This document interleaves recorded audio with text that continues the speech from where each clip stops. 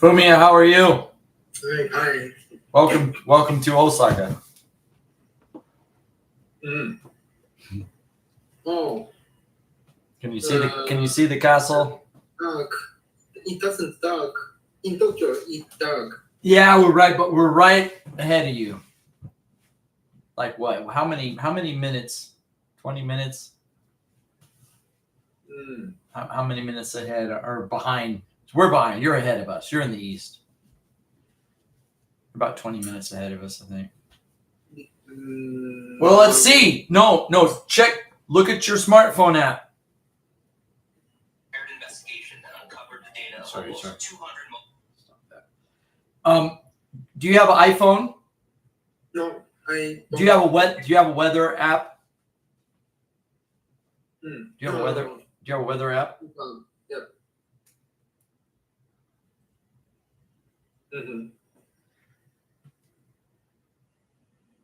Oh, I can't get a sunset, but I can get a sunrise. Sunrise here in Osaka will be 5:28 a.m. Sunrise.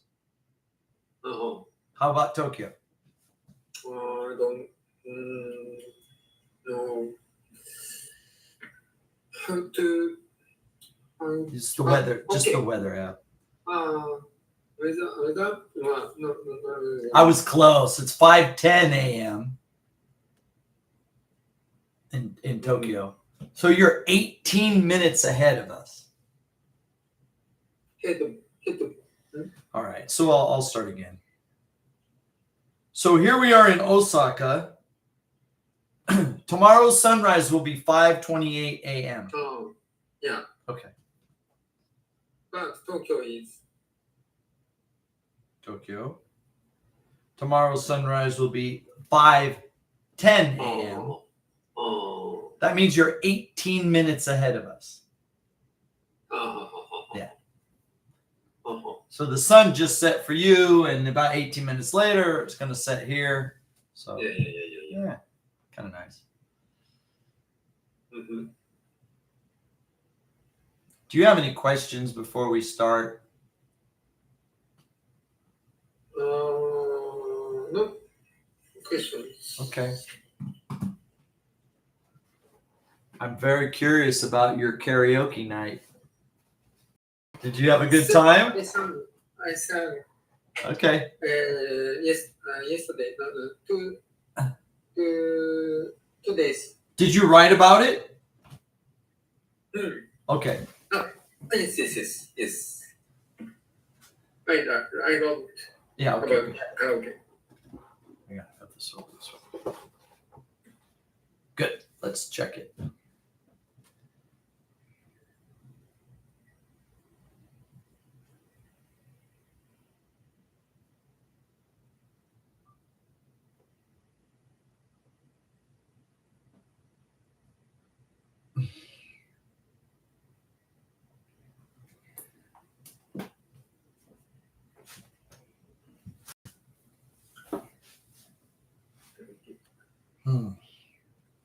I was drunk, but it was fun.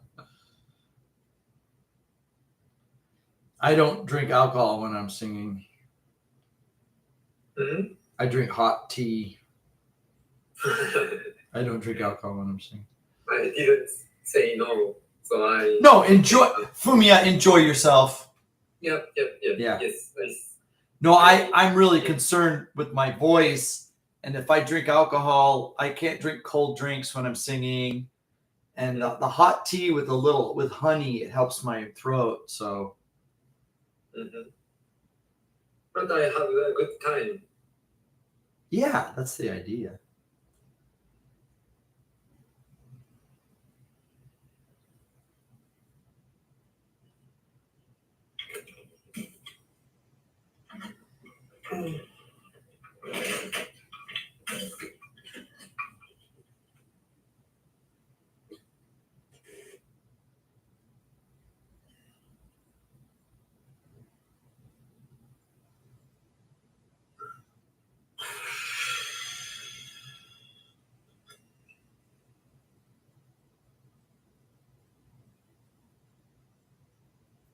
What just happened? The AI is so terrible. I should turn it off, but I don't really know how.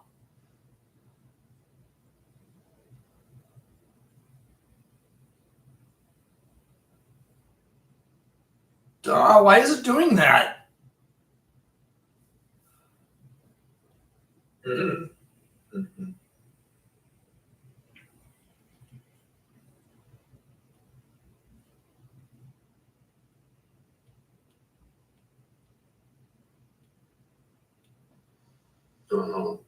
Yes.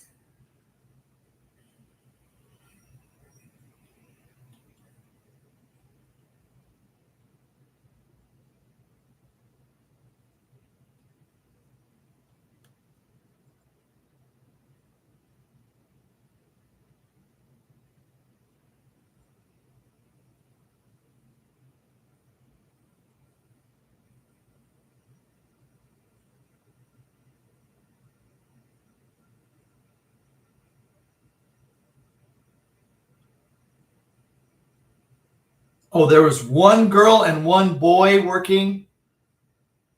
Yes.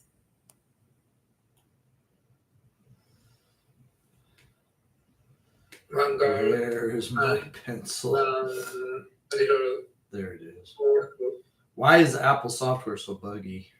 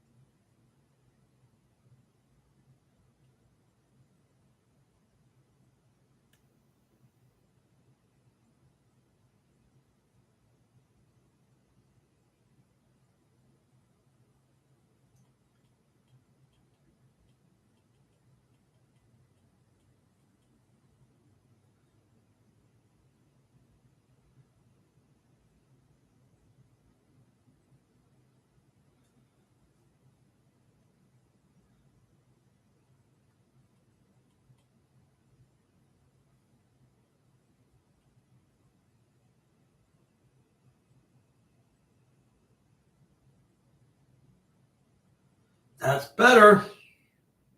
Good to hear the story.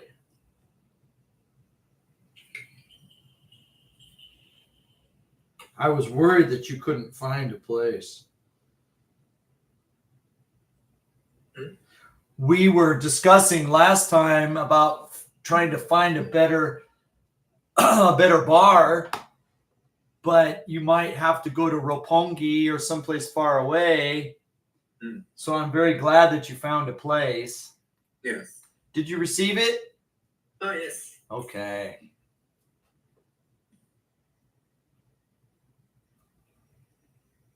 Okay. Please read.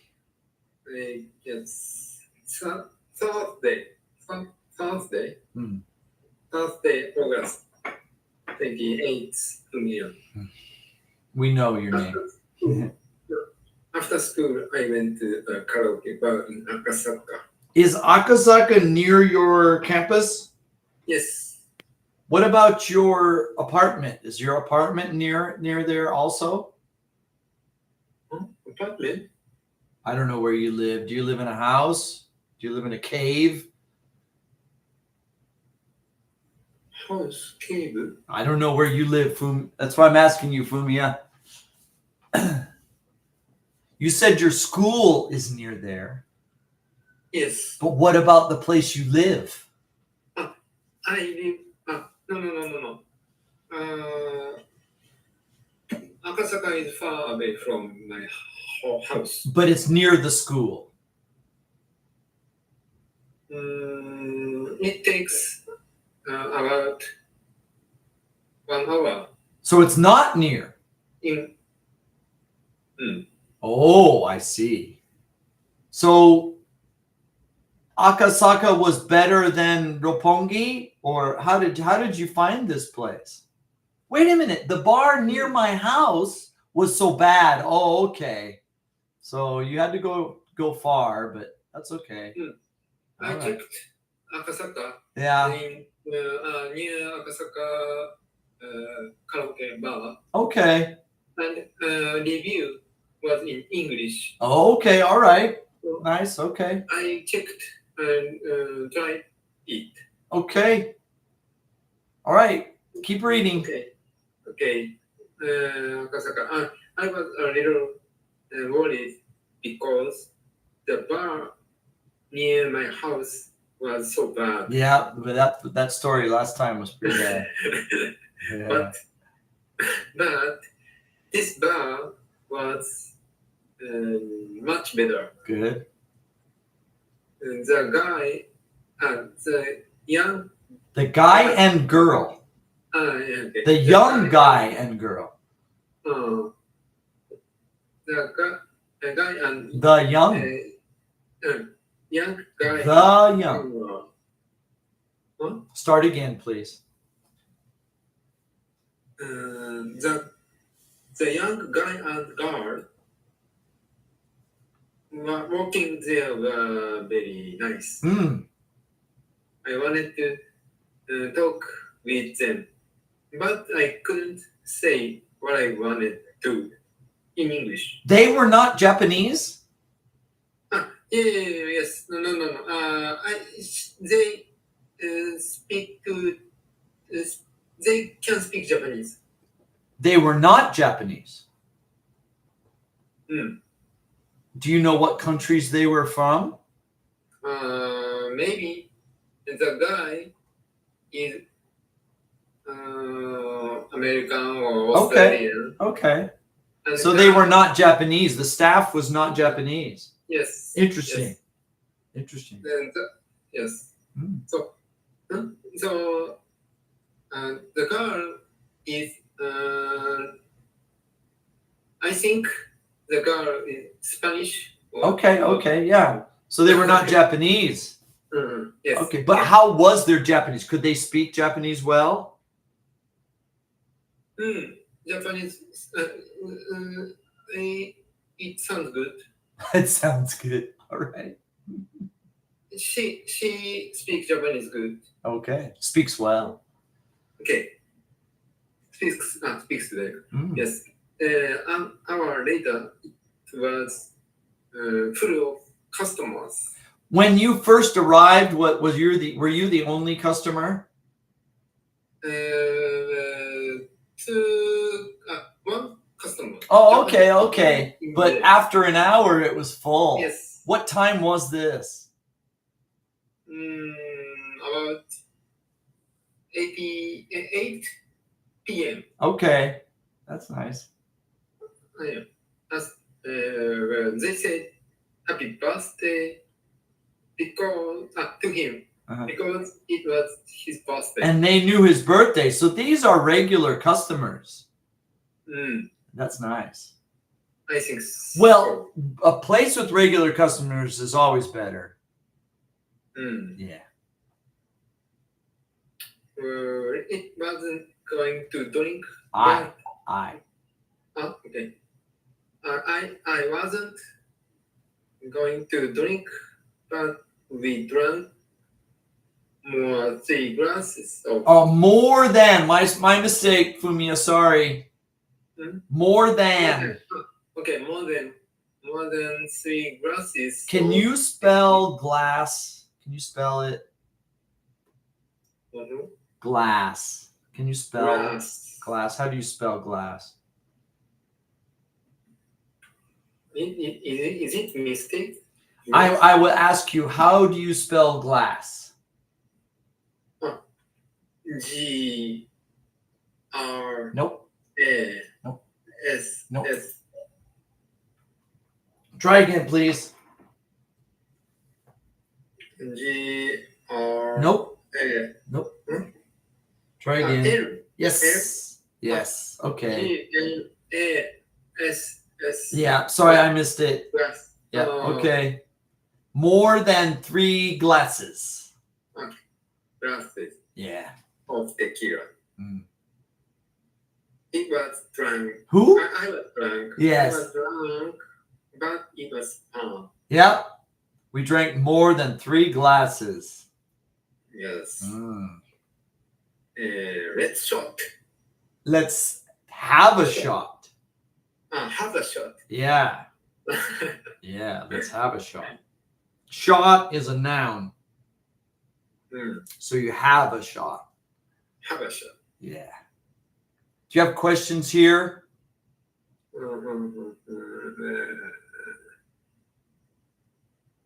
No question. Okay, that's pretty good. Make sure that you do the rewriting. Did you have rewrite questions from last week? Oh, I did write it. I did all. Yeah, but if you rewrite and you have a question, you can ask next. You can. Okay. Did you have any questions from the rewrite last week?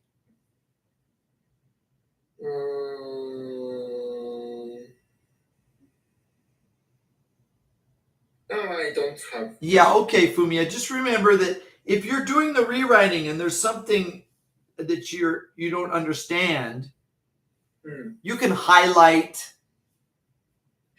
You know, the orange or the green, yellow pen. You can highlight, and then you can ask me the next week if you want. Yeah. Okay. All right, that's good. That's good work. I'd like to discuss your karaoke time. Okay. I saw the picture you sent. Oh, by the way, I kind of want to see that again. Where's that picture? There, that looks nice. It looks like a friendly place. Everybody's smiling. Smile if you like me. Bear.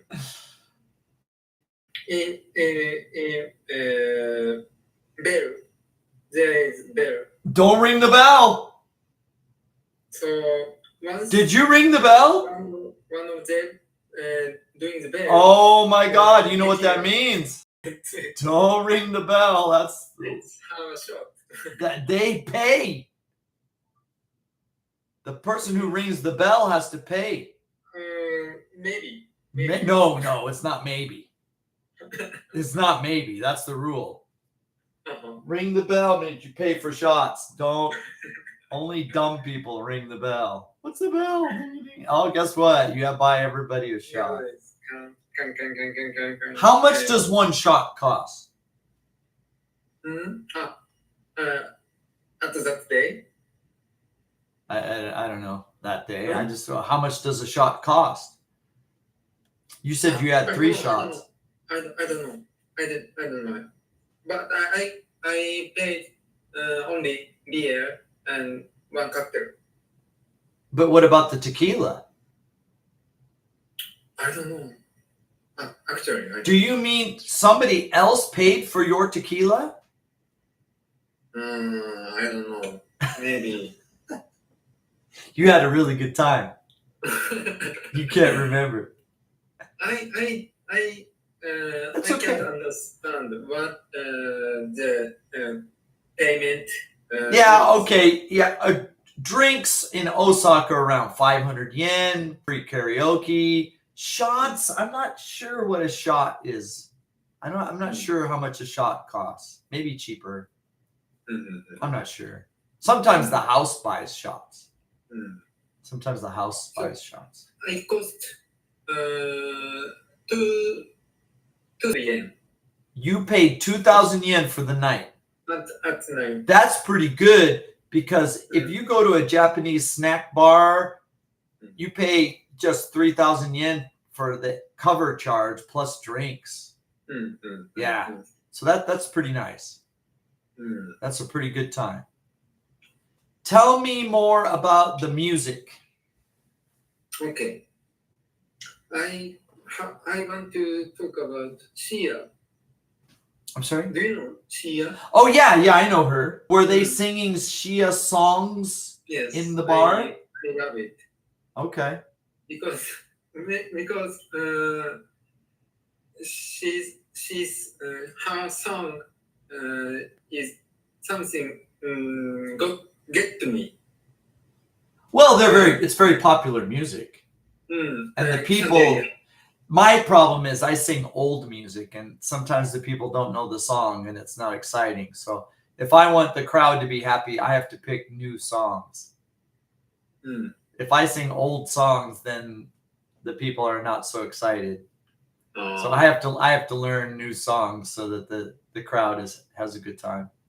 So I think it is the old song and new popular song. Yeah, and that's what I try to do. I try to mix. So I try to Hotel California. Fumio, I'm asked. People ask me to sing that song many times, and I always say no. It's too high. It's just too high. I can sing high notes, but Hotel California is high the whole song. It doesn't go up and down. It's just high, and it's like, no, thank you. No, thank you. Sia's song is also high. Well, she's a woman. She's a yes, woman. Yeah, she's a female vocalist. Even women have a hard time. So very hard. Yeah. But I want to talk about why Sia and Billie Eilish is also have something mental disease. Tell me a human that doesn't have a mental disease. I think artistic people are different. And then very popular stars have problems because they got lots of money and they go to lots of parties and there's lots of drugs and their life is not normal. Yeah, so that's a problem. But I don't really want to talk about that. What I want to talk about is, first of all, Akasaka is a little far, but you found a good place. Will you be going back to the same bar, or will you be trying to find a place that's closer, or will you be maybe trying Roppongi? I wonder what your plan is for the next time. Akasaka and Roppongi. Or some other place. Yeah. Other place. Yeah. Will you be going back to the same place again, or will you be trying to search around for different places? Different places. Okay, so where do you think you'll go next time? 六本木は新宿。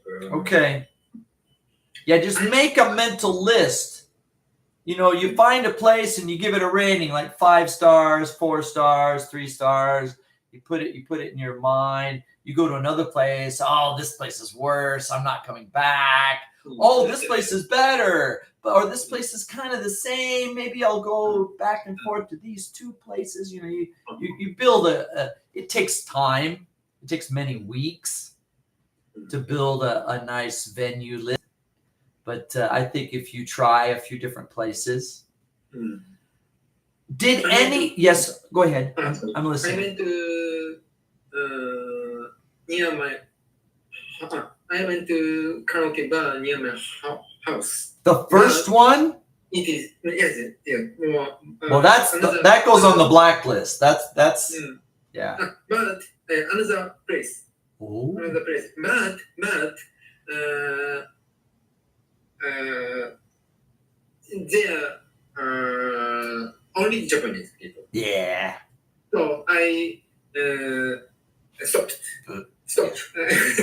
Okay, yeah. So yeah, just keep poking around, keep trying different places, and maybe you'll come back to this one again because it seems like you had a very good time. What was the name of the bar? Name of the bar, Aria. Aria, yeah. Okay. And lots of foreigners and Japanese customers? Japanese customer, yeah. No. Oh, you were the only Japanese customer? No. There are two customers in there. But you said after an hour the place was very full. According to what you wrote in your homework, you said that after an hour the place was very full of people.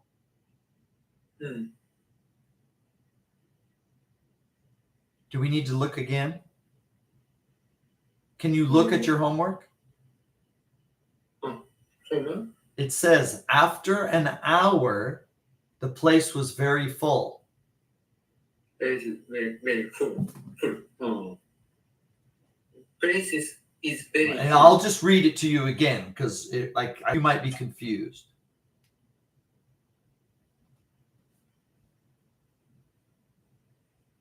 Okay.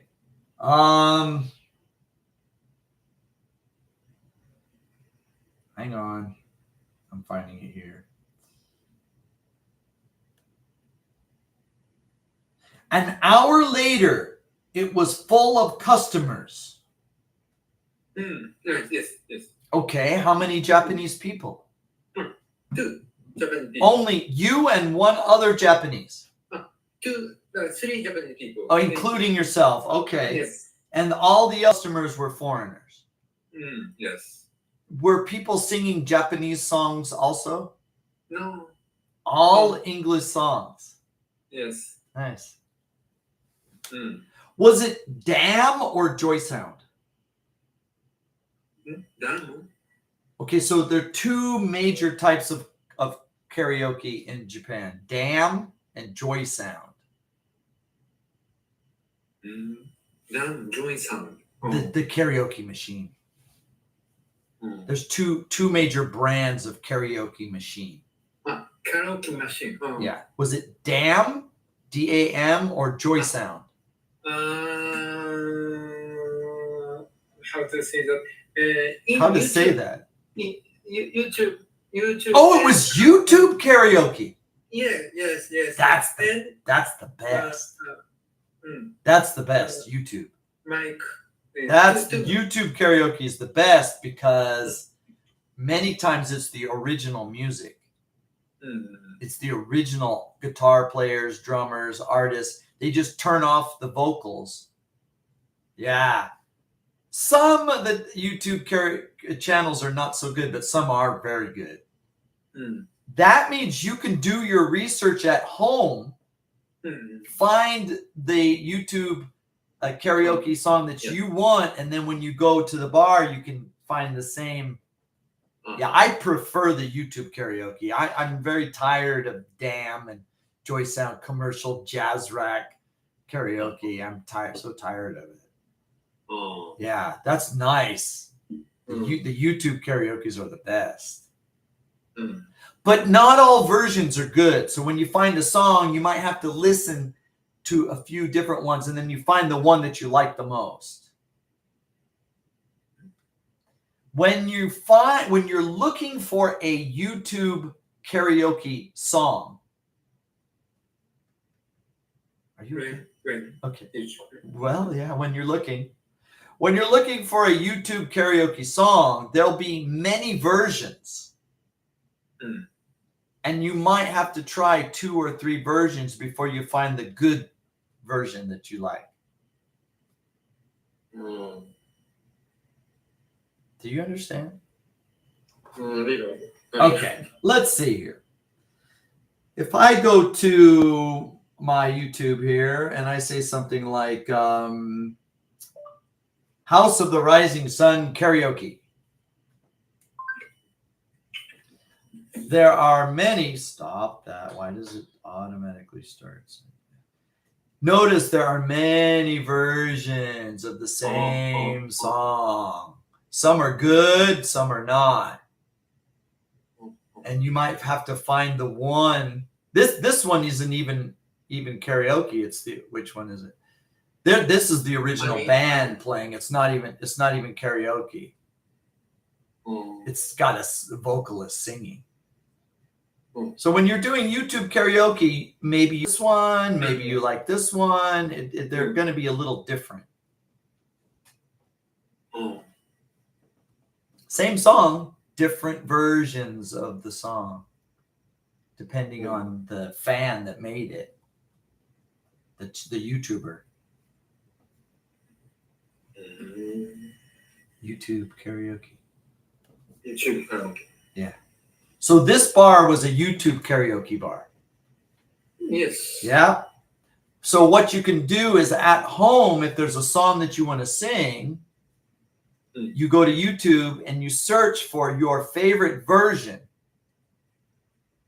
And then you remember when you go to the karaoke bar, oh, no, not this one. I like this one better. I like the Kara Fun more than Sing King. Or maybe you like the fan. There's a fan version or some other version better. But it's your choice. You get a choice between many versions of the same song. Yep. And you could do the preparation at home. And sometimes I'll be at the karaoke bar and it's YouTube and I'll select one and it's like, oh, no, not that version. No, sorry. The next one. Because it's case by case. Yeah. YouTube is a really great way to do karaoke.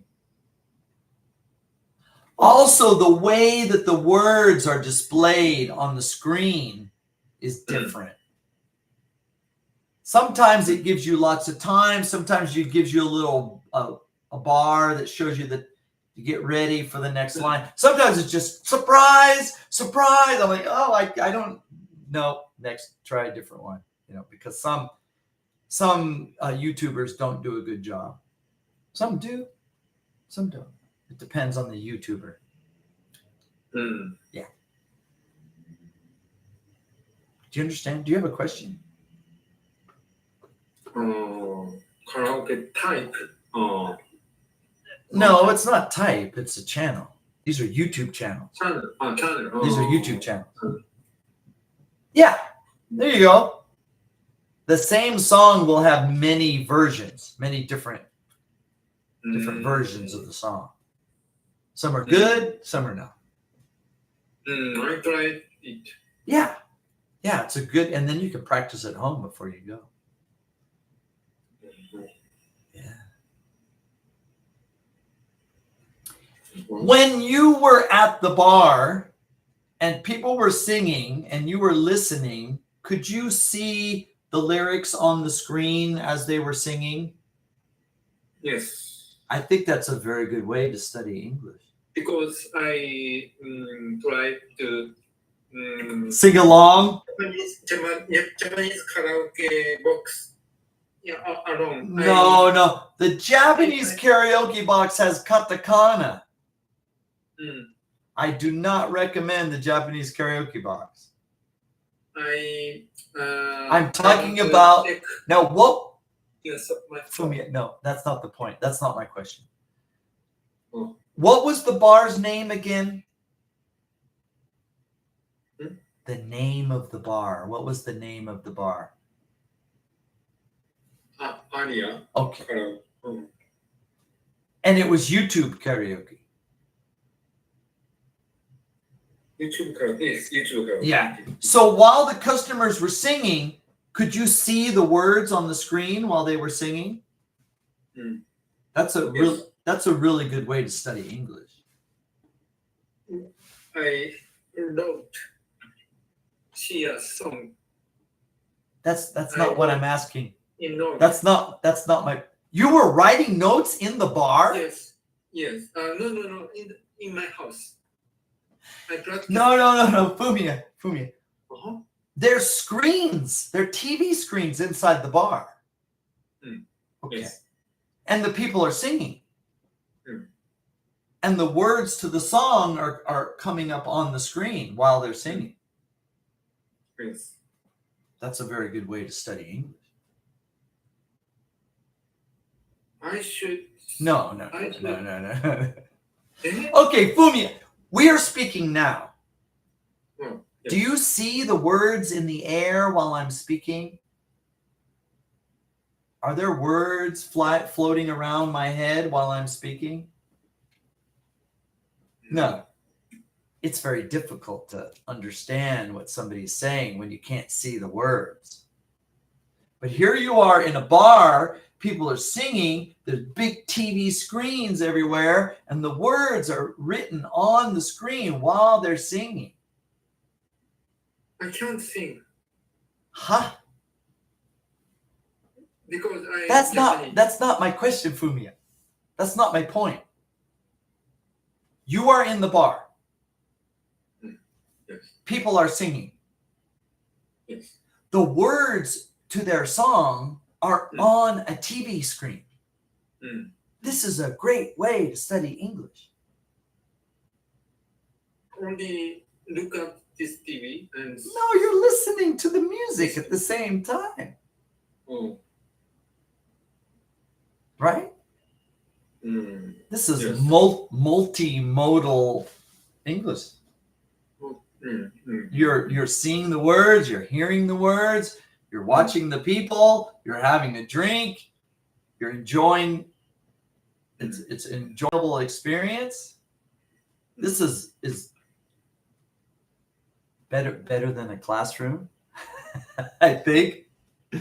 Classrooms get boring. Textbooks, falling asleep, boring teacher, blackboard and chalk and notepad. But here, people are enjoying, they're excited, they're drinking, you're hearing, there's music, you see the words on the screen. It's only. What? What is your question for me? I wrote see a song. Well, yeah, I understand that. Yeah. But what if somebody sings a completely different song that you don't know? You can see the words on the screen while they're singing. You can learn many songs at one time. Yeah. It's a very good learning environment. I couldn't understand the song. I'm sorry. What are you saying? I couldn't understand what they sang. But you can see the words on the screen while they're singing, right? Even if I see. That's okay. I'm not saying that you understand everything, but this is a learning environment. It's a learning environment. It's a multimodal learning environment, right? You've got the sound, you've got the word, and you've got the musical note that goes with it, right? And so it's a multimodal form of study, language study. Also, you're having a good time. So the learning is associated with pleasure, not pain. If you're in a painful learning environment, you're going to want to, your brain wants to forget it. Your brain wants to bypass it. I hate school. I hate my teacher. I hate the boy that sits next to me, right? And so everything you're learning, your brain is throwing away because it's a negative experience. It's what we call negative reinforcement. But with positive reinforcement, your memory works better. Be careful with the alcohol. Don't drink too much, because the alcohol has a way of erasing your memory, but have a good time. I went to there again. Yeah. So I said to I want to not to drink because oh, you're driving? No. Back to home. I want to back to home. So I said to them. So a little bit's okay. No alcohol soft drink. Okay. No alcohol cocktail I drank. Yeah. But it was fun. Okay. Yeah. So I'm so glad that you found a good music experience. Now, could you tell me a little bit about the other songs that people were singing? Do you remember any of the songs that the other customers were singing? Rihanna. Oh, Umbrella. Yeah. She's very popular, Rihanna. Yeah. And Rihanna's song is there are many Rihanna songs. Wow, guess she's popular. Yeah. Umbrella. Yeah, okay. I want to sing. Rhythm is so good. Rhythm. The rhythmic structure of English music is like English language. It's not like Japanese. It's different. Yes. A lot of Japanese people have a hard time with singing English because the rhythm is difficult. It's natural for us, but it's hard for Japanese people because Japanese language is very straight rhythm, and English rhythm is syncopated, and we have clusters and spacing and strange timings, and but it's a good way to familiarize yourself with the rhythms of English and have a good time. Yeah, I'm glad. So when will you go back to this bar again? On Monday. It's Monday. Okay. I went to there to sing. Okay. I tried to sing. Last time you just listened. This time you're gonna sing. Good. Will you be searching for another place that's maybe closer? Akasaka is kind of far, right? Yes. So I tried to Shinjuku. Okay. Keep trying. You might get lucky. That's the way it is. You just keep trying. Don't give up. You might get lucky and find a better place or a closer place. Or you might find that you have two favorites and you switch back and forth between your two favorites. Yeah. Yes. Great. Yes. So I okay. I think so. What about food? Did this bar have food? Only nuts. Okay. Do they? Yes. And I found kebab. in Oh, okay. Akasaka. Okay. Some bars allow you to bring food into the bar. Oh. Sometimes I bring a pizza in or something. Yeah. Some of them Yeah. bring broth. You can bring food in. You can't bring drinks in. But you can bring in food, yeah. Some bars have a kitchen. Some bars have a cook. Some bars do. It's case by case. I think a lot of bars that had food, they shut down the food during Corona. And some of them never started food again. But they allowed the customers to bring in, like they'll bring in takoyaki or something. I like to bring a pizza in. But of course, when you're eating, you can't sing. So if the timing is right, I'll eat before or I'll eat after. Yeah, I remember the other night I got a pizza in my mouth. Oh, my song! I had food in my mouth and my song is coming. Sometimes the intro's really short. You don't have time. Sometimes you get a nice long intro to finish your bite. So then bring broth, hamburger. Yeah, sure. Sure. Yeah.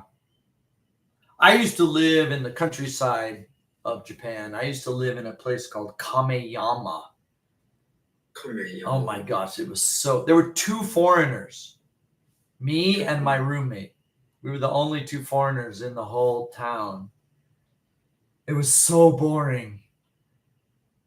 It was so boring. Everything closes at 10 o'clock, and even the grocery store closes at 9 o'clock, and it was so sad. Moving to Osaka, everything's open all night long, and places to eat and places to sing, and I'll never move back to the country again because. Kameyama is in Osaka. No, Kameyama is in Mie. Mie. Yeah, I used to live in Mie. It was so sad and lonely. But now I'm 15 minutes by bicycle from Shinsaibashi. So if I want to, I could go sing every night if I wanted to. And then there's 24-hour places to eat. After I sing, I get really hungry. Singing takes lots of energy. And after I sing, I just get so hungry. I can't go to sleep because I'm so hungry. So I on my way home, I hit 24-hour food. You can't do that in Mie. You can't do that in Kameyama. But in Osaka, it's easy. I think Tokyo also.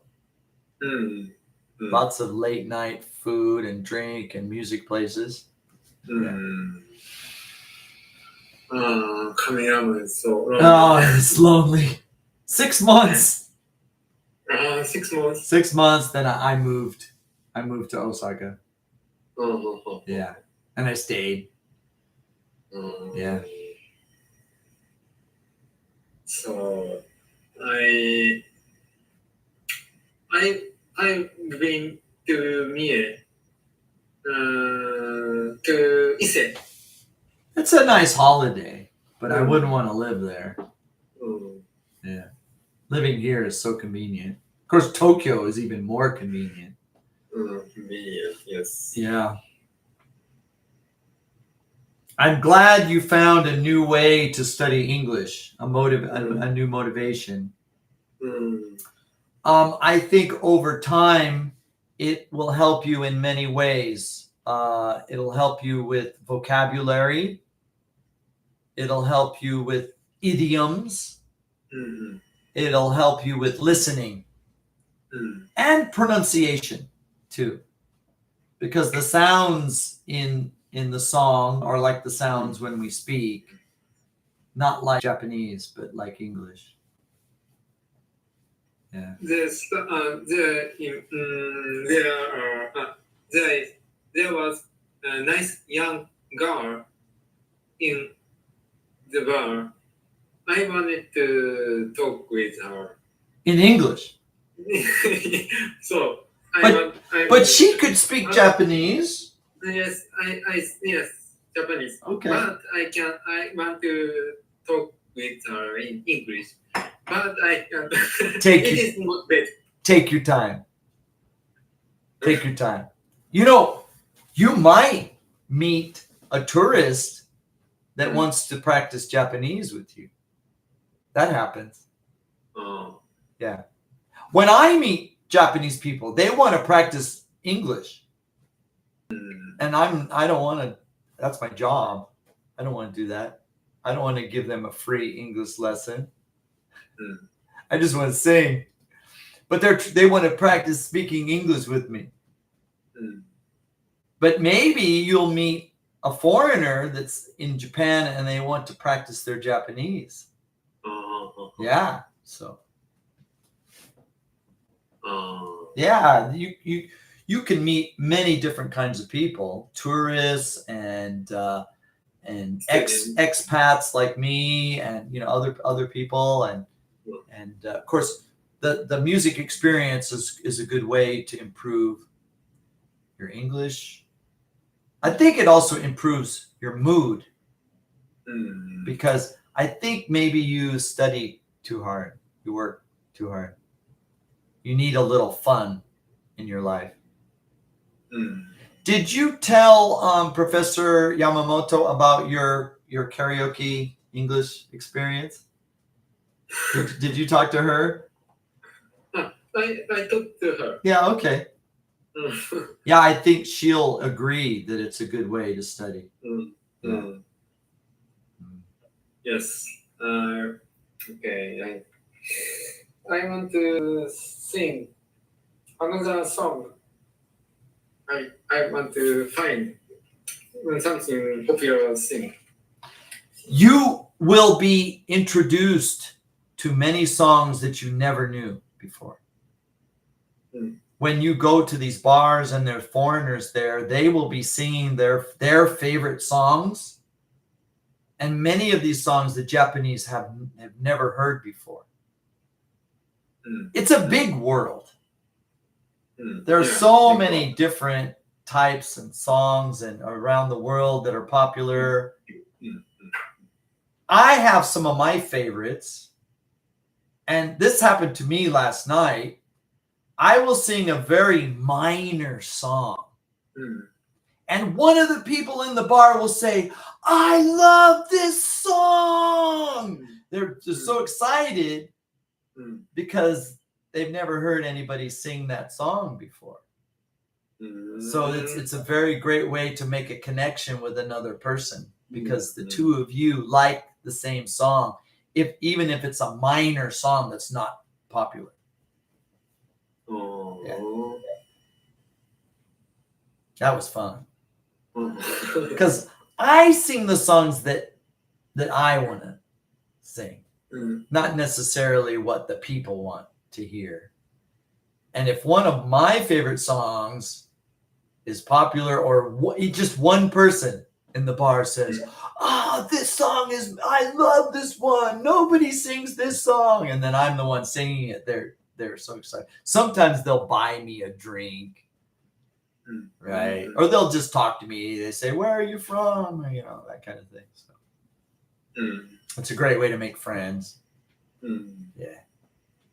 There's lots of tourists in Japan now. I don't know about Akasaka. Is Akasaka a place for tourists or local people? I don't know.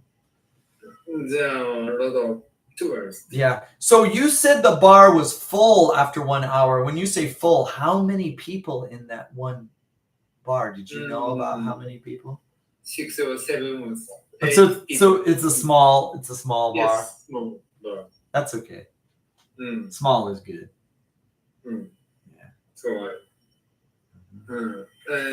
people so tight. Yes, yeah. Tight. Yeah. And it is good to talk. Yeah. Yeah, it's great. I'm so glad you found And I would hope you could introduce to some of your friends or fellow students or your coworkers. Maybe a friend with you next time. Yeah. Yeah. Now, this small little bar, there may be many others, right? You don't know. There may be many others. What we do, the tourists don't really know. They're usually using the Google search. But the expats, like me, the people who live in Japan, the foreigners who live in Japan, they'll say, oh, yeah, I come here on Wednesday, but on Thursday I go to this other place. And they'll tell you the other good places. Do you understand what I'm saying? I live in Japan. So I know other places that are good. The tourists don't really know. If you meet a foreigner that's living in Japan and you ask them, is this your favorite place? And they'll say, oh, yes, but on Friday night, I like to go here, or they might introduce. Yeah. Yeah. I asked him. Yeah. Uh-huh. Yeah. It's a good way to make friends. Yep. It's like a different world. Welcome to a new world. Yeah. If one of nice girl. It's a great way to meet people and make friends. Yeah. I want to make girlfriend. Yeah, sure. For Get out and meet people. Some of the foreign ladies that want to study Japanese, they're looking for a Japanese boyfriend to help them study Japanese. Yeah. Sure. Yeah. It is good motivation.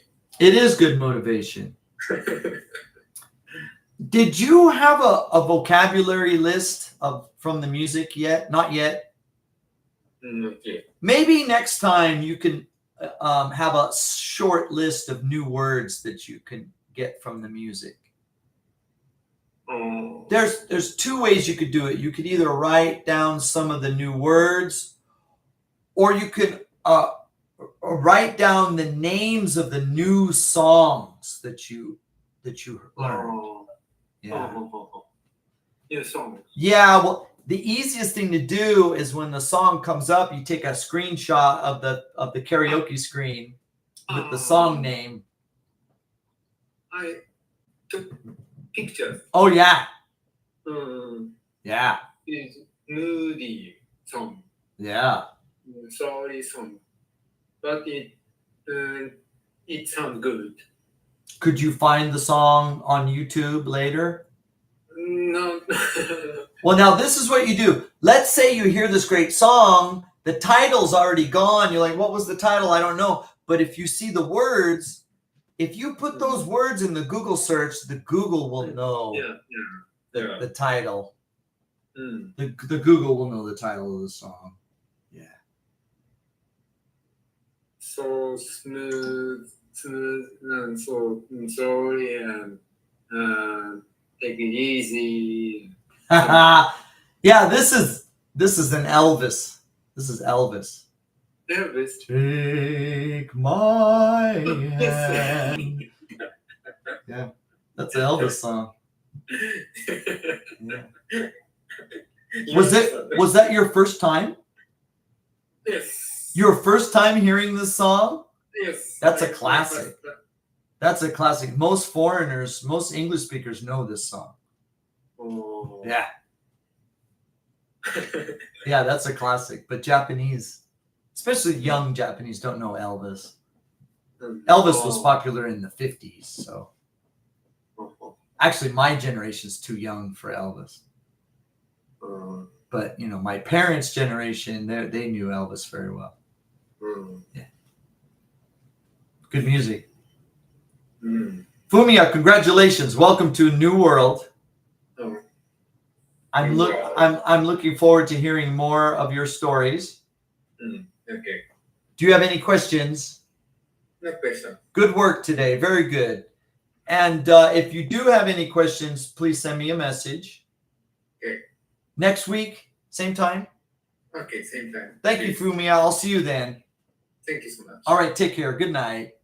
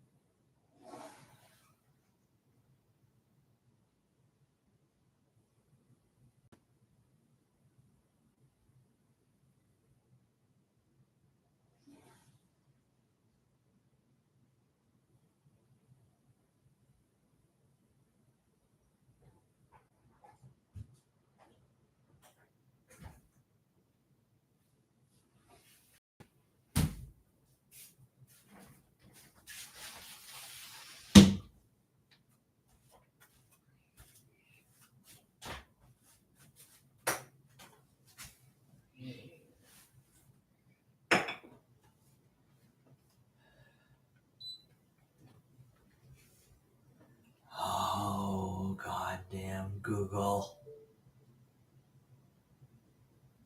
Ah, son of a bitch. Doesn't work. There it is.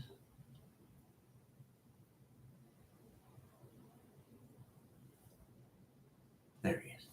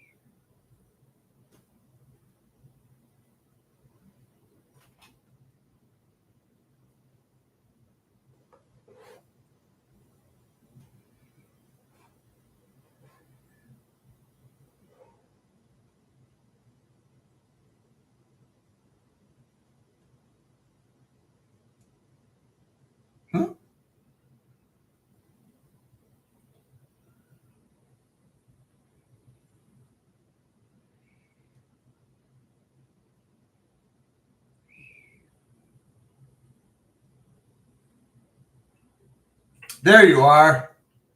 Hi. Did you have a problem joining? Yeah. What do you think? I don't know why, but- Yeah, I don't either. Please tip your screen down just a little bit. Okay. I'm staring into your light. Okay, that's good. Thank you. You already document? Oh yeah. Yeah, I'll check it now. Might as well start our conversation that way. Okay. Hmm.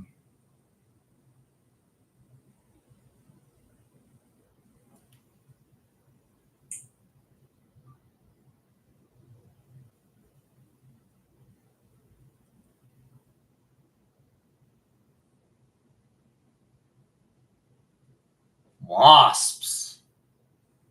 Yeah. Hmm.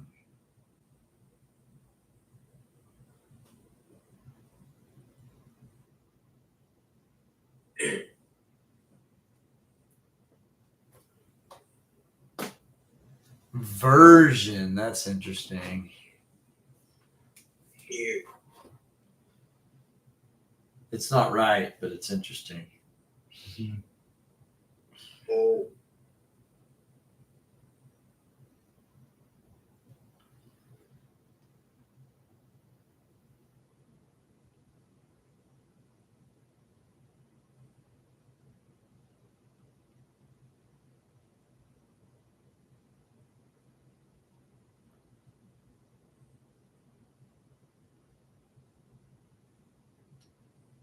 A human, a horse, a dog.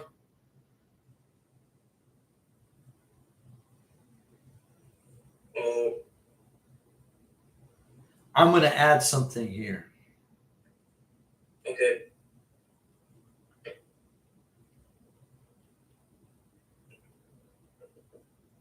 You see that?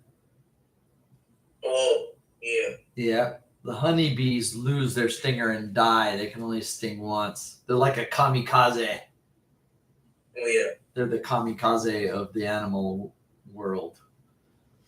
That's true. But it depends on if the stinger is barbed, right? Yeah. Then it goes in and it can't come out. It kind of gets stuck. It gets stuck. Sorry. But if the stinger is smooth, then it can penetrate several times before. Yeah. Yeah. My stingers.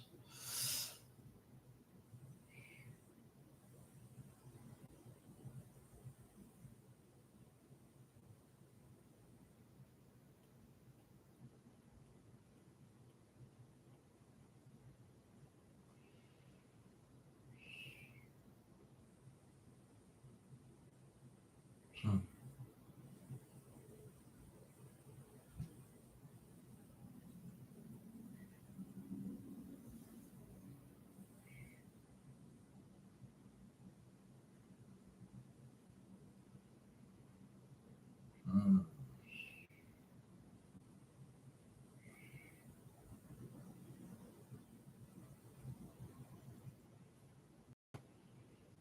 I don't want to use the word nest twice. Okay.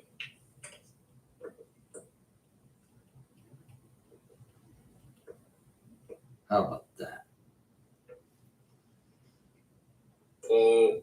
Oh yeah.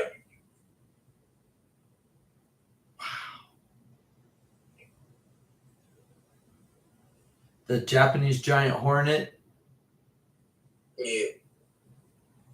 But wait a minute. Hornet is not a wasp, right? Well, like it's like a type of wasp. Okay. One of those went into my helmet. Oh. I was riding a that's bad. motorcycle and I had the visor open and it was coming right at my face and I moved my head and it hit, the soft part that goes around the ear, like a headphone. It hit that part and it went right into where my ear is inside the helmet and it was going blah, blah, blah, blah, blah.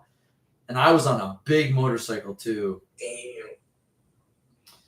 I had to really work hard to get that motorcycle stopped and get my helmet off my head. And right as I'm taking the helmet off, it stung me right at the top of my ear.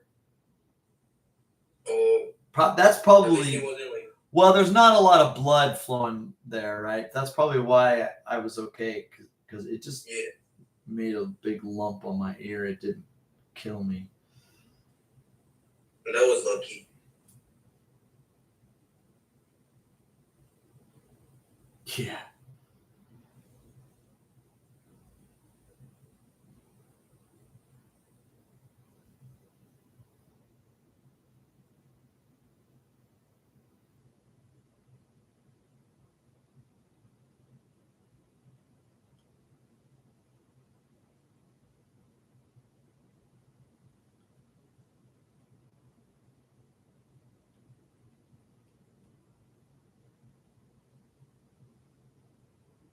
Wow.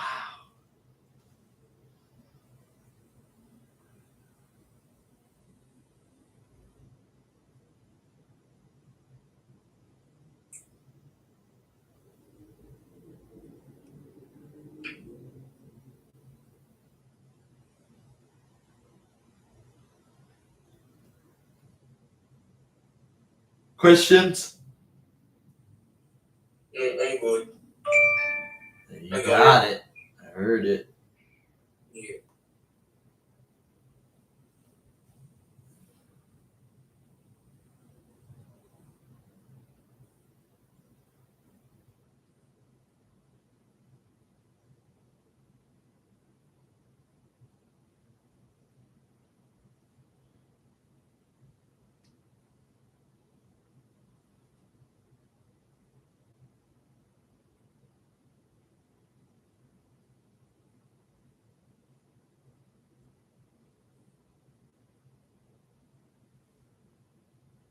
Aiken, Savannah River. What is the name of the state? South Carolina. Okay.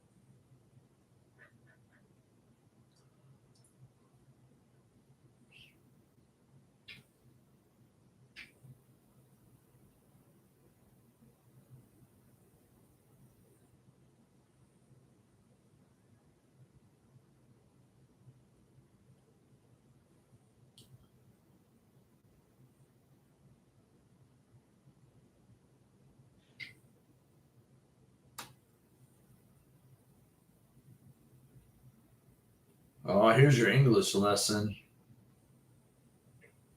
Yeah. Well, what's the word? Can you guess it?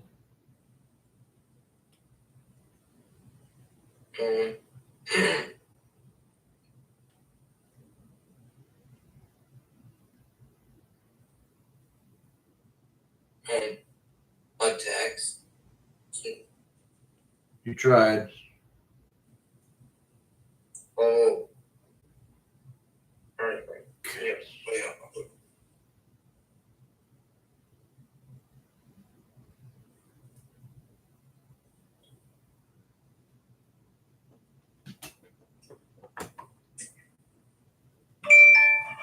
Okay. All right. Yeah.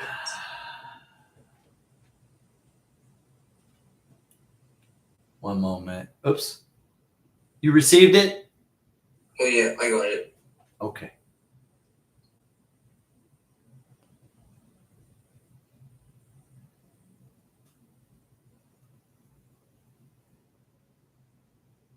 I gotta be careful that I don't delete the wrong thing.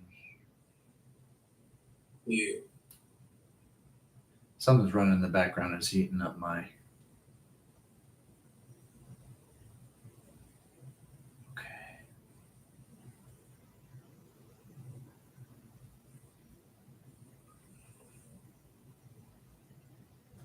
Wasps. Yeah. Alright. Thursday, August 28th. Wasps. Wasps are a deadly type of bee. Unlike honeybees, they can sting several times before dying. Here are some facts about them you probably didn't know. 1. Yellow jackets are one of the most common and aggressive wasps in American backyards. They often nest in the ground and defend their territories at all costs. When the yellow jacket stings, it tags the victim with an alarm pheromone. Pheromone. Pheromone. Victim with an alarm pheromone that lasts for hours. Wow. Yeah. That's why when one gets you, then the other ones come, and you wonder, where'd they come from? What's wrong? What did I do wrong?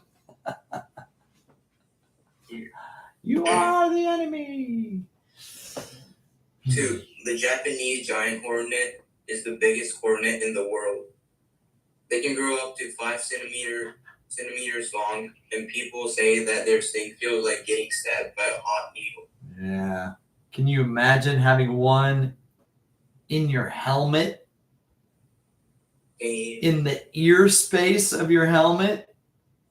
Going. Oh, yeah, that's See, if it had hit my face mask, it would have died when it hit the plastic.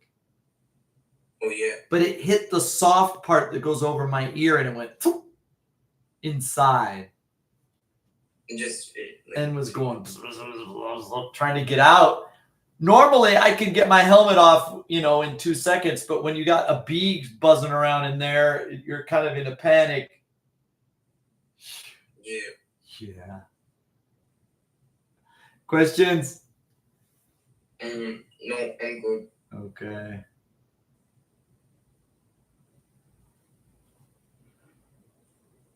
On 3. Wasps have 5 eyes. 2 large compound eyes for wide-angle vision, and 3 smaller ones that help them detect light and motion. 4. On July 3rd, employees who routinely check radiation levels at the Savannah River site near Aiken, South Carolina, found a wasp. Aiken. Right. Savannah River site near Aiken, South Carolina, found a wasp nest near tanks of liquid nuclear waste. That's scary. The radiation level was 10 times what's allowed by federal regulations. Wow. Yeah. I wonder what would happen if a radioactive wasp stung a person. He would become Wasp Man. You know the story of of Spider-Man, right? Yes, like he was bitten by a radioactive spider, Wait. And he became Spider-Man. Oh yeah. Seriously, Daichi, the amount of venom that goes into your bloodstream from the sting is such a tiny amount. Oh yeah. My sense is that if you're allergic to bees, you might die from the bee sting, but the radioactivity is not going to hurt you. It's just too small an amount. These are very tiny droplets. A large amount of the bee venom could stop your heart. I mean, it could kill you, right? Yeah. Because if you think about it, such a tiny animal, such a tiny amount of liquid from their stinger, and the pain is intense, incredible, right? It must be a very powerful chemical. Yeah, that's true. Yeah. Of course, have you ever eaten a really powerful chili pepper? Yeah. And the smaller that is, the stronger they are, right? Because yeah. it's concentrated, yeah. But a bee sting, yeah, unless if you're allergic to bees, or if a lot of bees stung you, the venom of the bee might kill you. But the radiation from a bee sting, it's such a tiny amount of liquid. Oh, If it was enough to hurt you, it would kill the bee, right? oh yeah, that's true. But then again, 10 times, why? How is that possible? Yeah. Here's an interesting fact about small animals and insects and bacteria, things like that. How long does it take before a human can have a baby? After a human is born, how many years do they have to wait before the human can have another baby? Like 5 years. Have you ever seen a 5-year-old mother? Oh no, That's not the question. The question is, from the time you're born, how old do you have to be before you can start your own family? That's my question. oh, like Yeah. 18. 18, we say about 20 years. Okay. Now, it may be longer than that because society has decided that we need college and a good job and a house and all this craziness. Maybe that's why people don't have babies now. Oh, But 20 years is a well, it's not the average. We could ask Google what the average is, but yeah, 20 years is a good approximate figure. yeah. How long does it take before an insect can have its next generation? Isn't it every year? I think no, because bees, like, their like lifespan is like only a year, so like, Yeah, so they need a new generation every year. yeah. That means that they adapt more quickly. Oh, Imagine if bees build a hive near a radioactive area. okay. And that year, half of the bees died because the radiation was so strong. Yeah. The next year, only 25% of the bees died. The year after that, only 12.5% of the bees died. You see what I'm saying? Yeah. Each year, they get stronger and more resistant to the natural poison or the environmental poison because they have a generation every year. Okay. While a human is waiting 20 years for it to have a baby, it might get cancer and die. Yeah. But the It's kind of bees, like an evolution. it is evolution. That's what evolution is. Yeah. It's adaptation is what it is. And these small organisms like bacteria and virus and insects, they have the ability to adapt very quickly because they have large numbers in the population. There's one queen, but there's hundreds of drones and workers, Yeah. like that, right? And I guess they have a new generation every year. Okay. Which means that the ones that don't survive because they couldn't adapt, the radiation was too strong, they didn't have the ability to handle it, but the ones that did, they're the ones that had the next generation. Yeah. Yep. And so radiation that would be strong enough to kill a human would also actually kill the bee.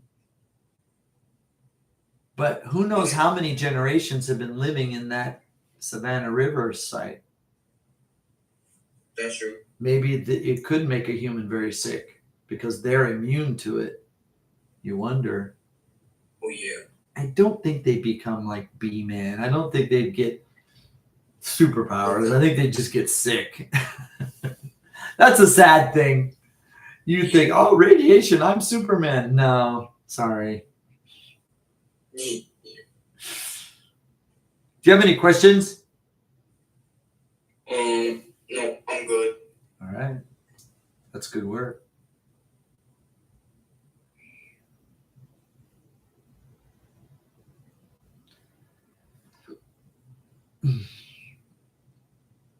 Why did you want to talk about bees? Also, like today, like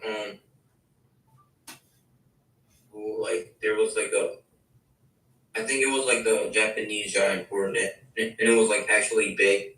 Where? And like, yeah, Where was it? it was like, oh, it was like near my school. Like, Oh, okay. That's it scary. was like, yeah, it was near like a bush. Okay. Yeah. So this was a personal experience. Yeah, and it was pretty big. So like, Was it one of those deadly Japanese ones or not? Yeah, it's probably like the giant Japanese. Yeah, yeah, I see them around. Yeah. I had one really close. This thing was aiming it for my face because I suddenly saw this black thing coming at me, and I'm like, whoa, because I was moving pretty quick. I wasn't moving that fast, but I was moving pretty quick down the road, and I saw this black thing. I'm like, whoa, and I just moved my head enough to, instead of hitting me in the face, it went in the ear cup, and that soft part that goes around your ears like headphones. Oh yeah, it's like And it went. I'm like, oh God, Jesus Christ! I'm riding a big motorcycle. This is a Hayabusa. This is a 1,300cc motorcycle. Okay. These things weigh 250, 270 kilograms, you know. And I managed to get it slowed down to the side of the road, get the kickstand out, get off. And I'm like, the whole time, right? Here, normally, helmet comes off, but I'm like, my sunglasses go, my $200 Oakley sports glasses go, fly off my head. I get the helmet off, right when it stung me at the top of my ear. And I watched it fly away. And the people in the neighborhood were all, yeah, they were like staring at me. Here's this crazy man suddenly stops his motorcycle. He's doing the St. Vitus dance in the middle of the street. Damn. His sunglasses end up in the road. I had to stop the traffic because the cars were over my $200 sunglasses. I had to ask the car to stop so I could pick up my sunglasses. They were still good. Oh. Everybody's staring at me, and I'm like, it was a bee. Oh, it was a bee. Oh, it was a bee. Oh, and they go back to their lives because they were like, what's this foreigner doing in the middle of our farmland? And he's dancing around, and it was a bee. Oh, okay. And then they go back to their lives. But it was one of those Japanese ones. And I watched some news article that they actually go for the face when they attack. Go for the face? They go for the face, yeah. Oh. Yeah. It wasn't just an accident. I've had things accidentally hit me. I remember my first autumn after riding a motorcycle. I lived in Japan about 4 years, taking the train every day. And then about my 5th year in Japan, I started riding motorcycle. And riding in the summer, you're all sweaty and thirsty and hot. And then the autumn came. And I was like, oh, this is so nice. The weather's cool. And I'm like smiling, and suddenly a tombo. Oh, in my mouth. A dragonfly went right into my mouth. Yeah. The Spanish or the Mexicans have a saying in Spanish. Okay. En boca cerrada no entran moscas. What does that mean? If you close your mouth, the flies won't get in. Oh. Yeah, it means, people who talk too much shouldn't talk too much. Yeah. And I remembered that. I was like, we have a joke. How do you tell a happy motorcycle rider? By the bugs on his teeth. Oh. Yeah. Okay. Yeah, all those jokes came back to me. I'm like, oh, I better keep my mouth closed next time. Yeah, it came in real life. I think that was a total accident. That poor dragonfly did not want to end up in my mouth. Yeah. Yeah. Have you ever had a bug go in your eye when you're riding a bicycle or something? Oh yeah, it's like when I was like in like third grade. Yeah. Like when I was like and like there was this, I don't know, but like this big like beetle kind of stuff. Yeah. And, like, Right in kind your of eye. like it kind of went like flying, and it kind of hurt. Yeah, it hurts. And then the legs are like, help me. I have to go. Get out of my eye. Worst things can happen, though. I mean, imagine if that bee had hit me in the face and stung me and knocked me. I fell off the bike, 1300cc bike. I could have broke my neck. I could have scratched up my paint. I could have. Yeah. So I got pretty lucky. I got home and I just had this like welt, this red beast at the very top of my ear. Not a lot of blood there. It's mostly cartilage, you know. I think if it stings you in a fleshy part of your body, that's when most of the venom gets into your bloodstream. Oh yeah. Yeah, I think people, don't they die? Don't you get a heart attack or something from those Japanese hornets? Oh yeah. Yeah. Like, yeah. And they're not black and yellow. They're like brown and yellow. Oh yeah. Which is really, really strange to me because when I was growing up, bees are black and yellow. Yeah, this thing's brown and yellow. It's like, is it the bumblebees or like? Bumblebees are black and yellow in America. Yeah. Yeah. Never seen a brown and yellow bee till I came to Japan. And it's also like fuzzy, like the. Evidently, you notice how their wings are really small, and according to the physics of aerodynamics, they shouldn't be able to fly. Oh. Scientists will say, according to aerodynamics, bumblebees should not be able to fly, yet they do. Have you ever heard that? No. Evidently, that fuzzy body, if you looked at a close-up, let's look at a close-up of bumblebee. Okay. Close-up of a bumblebee.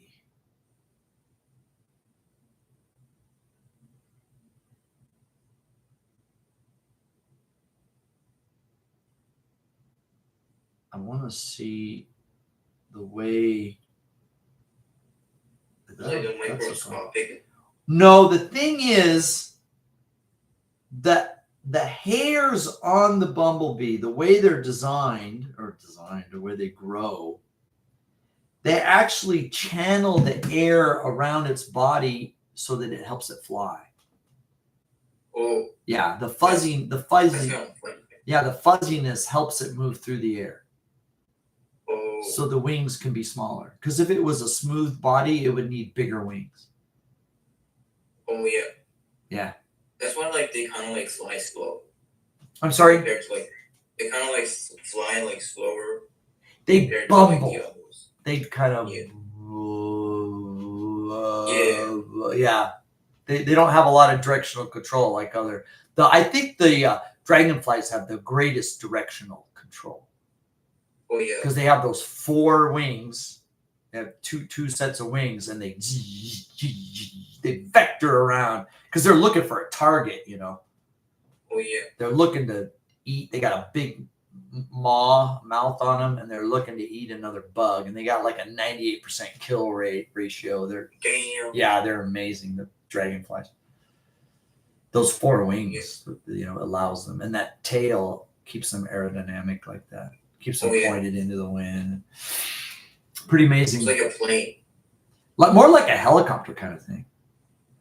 Oh. There was this science fiction movie called Dune. Dune.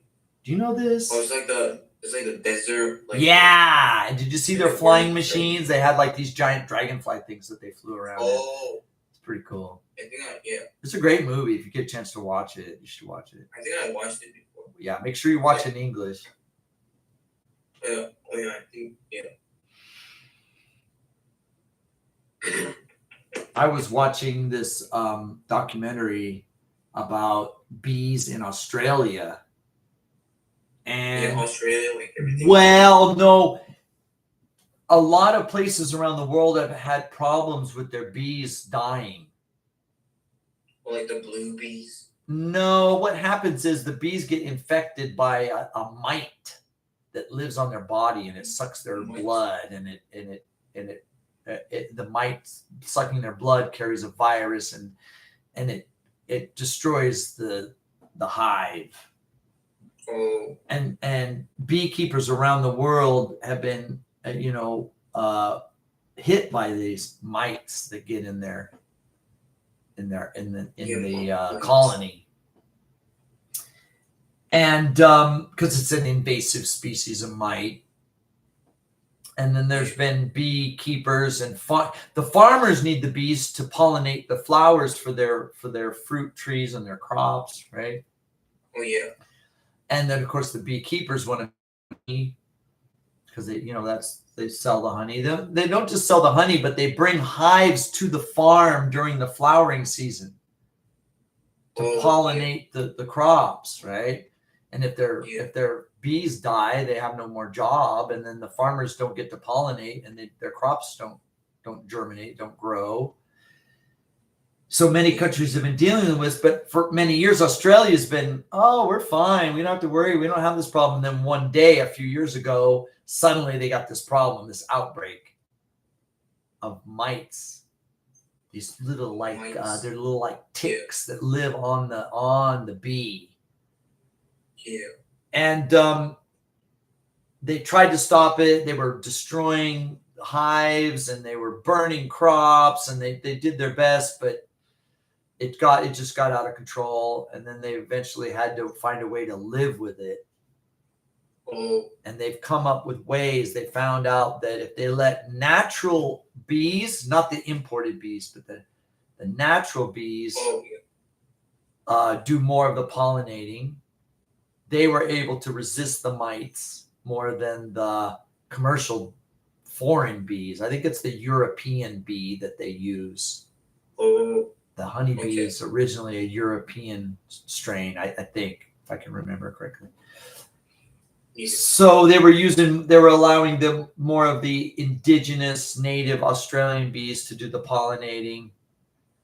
And then they found out that if they allow the infected bees to die off, but there's certain hives that can fight it off if they promote those hives to reproduce, then they'll have the ability to fight back.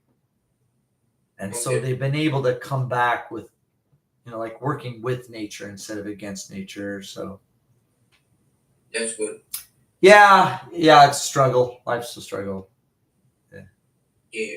But I thought that was an interesting documentary about bees. Yeah, that's pretty cool. Well, you realize when you're just a kid, Mommy, a bee stung me. I hate bees. They should all die. No, without bees, we don't have honey, and we can't pollinate, and we can't the farmers, and the blah, blah, blah. You realize it's like the food chain. It's called the web of life.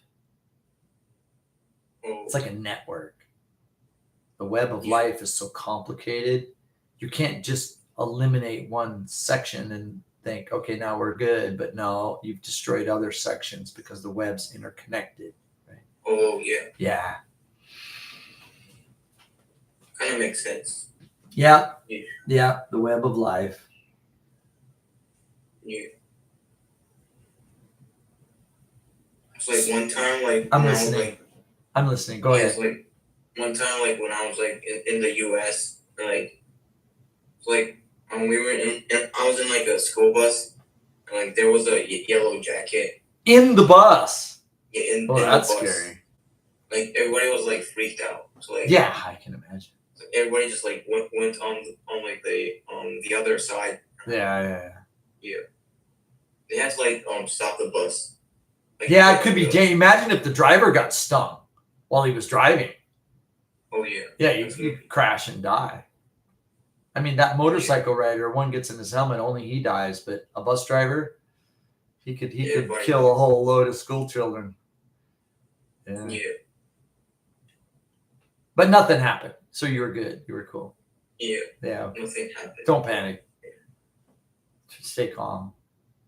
Pull over carefully to the side of the road. Yeah, well, like the girls were like Oh, I'm sure they were going screaming so loud. nuts. Yeah. But some of the Yeah. boys were freaking out too, like me.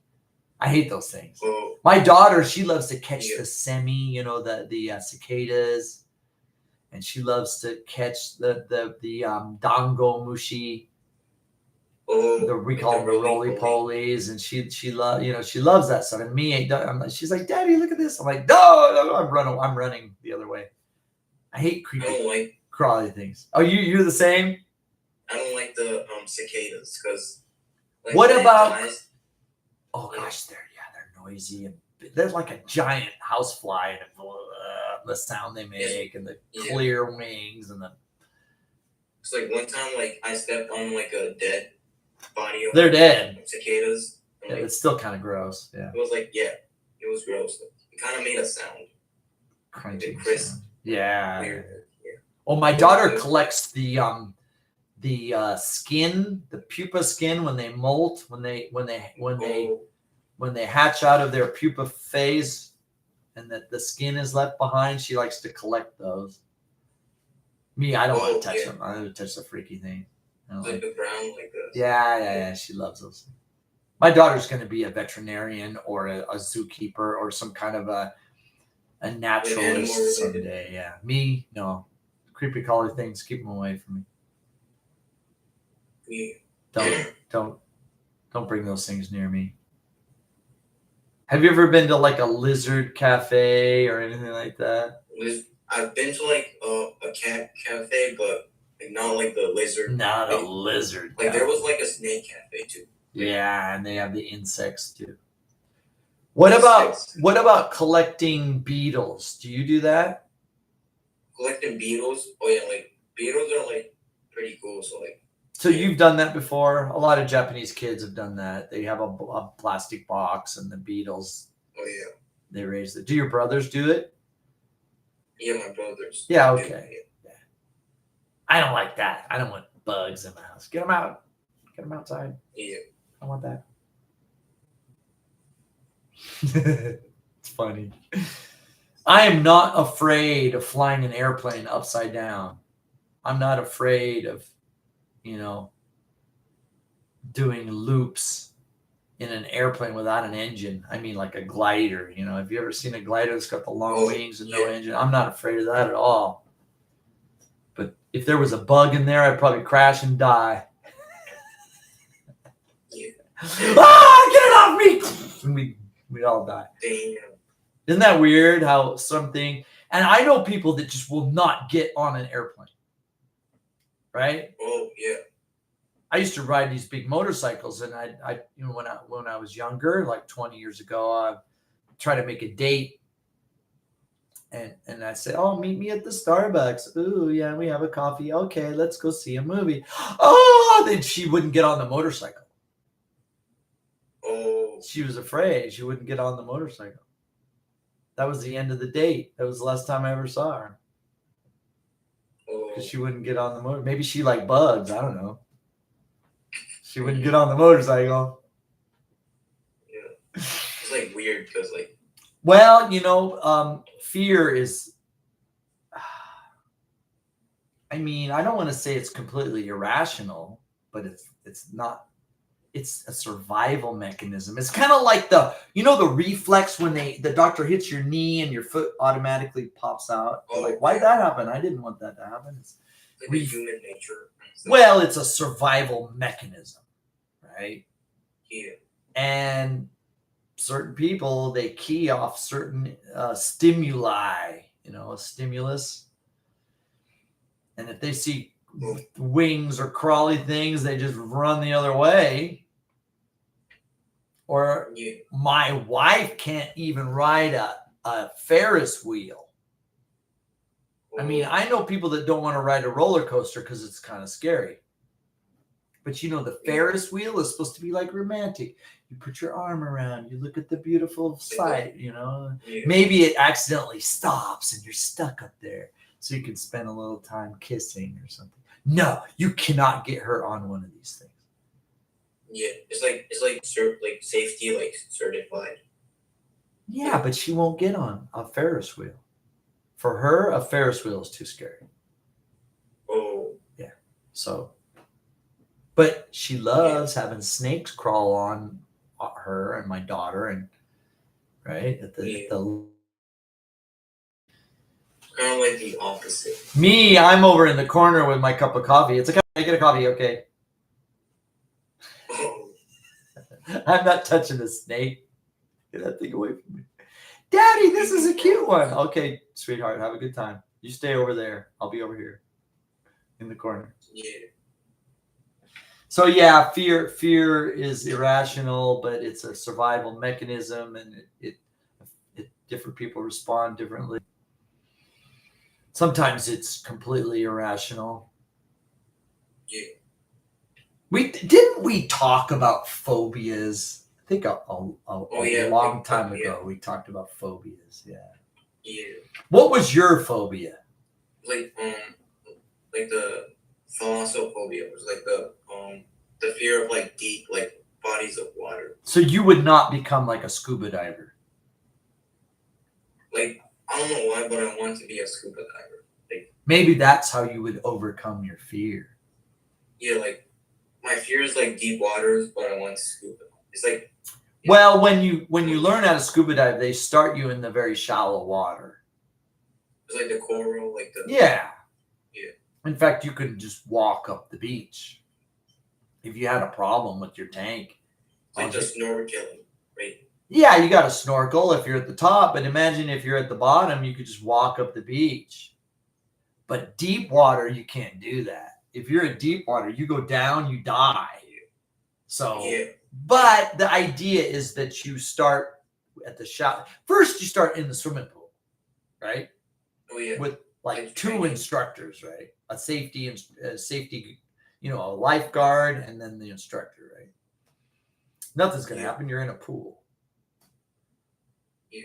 And then you move to the catamarans. You know what the catamaran is? It's the boat that has the two hulls and the thing stretched between, and the right, yeah. And then you can go down, and it's right anchored right off the shore.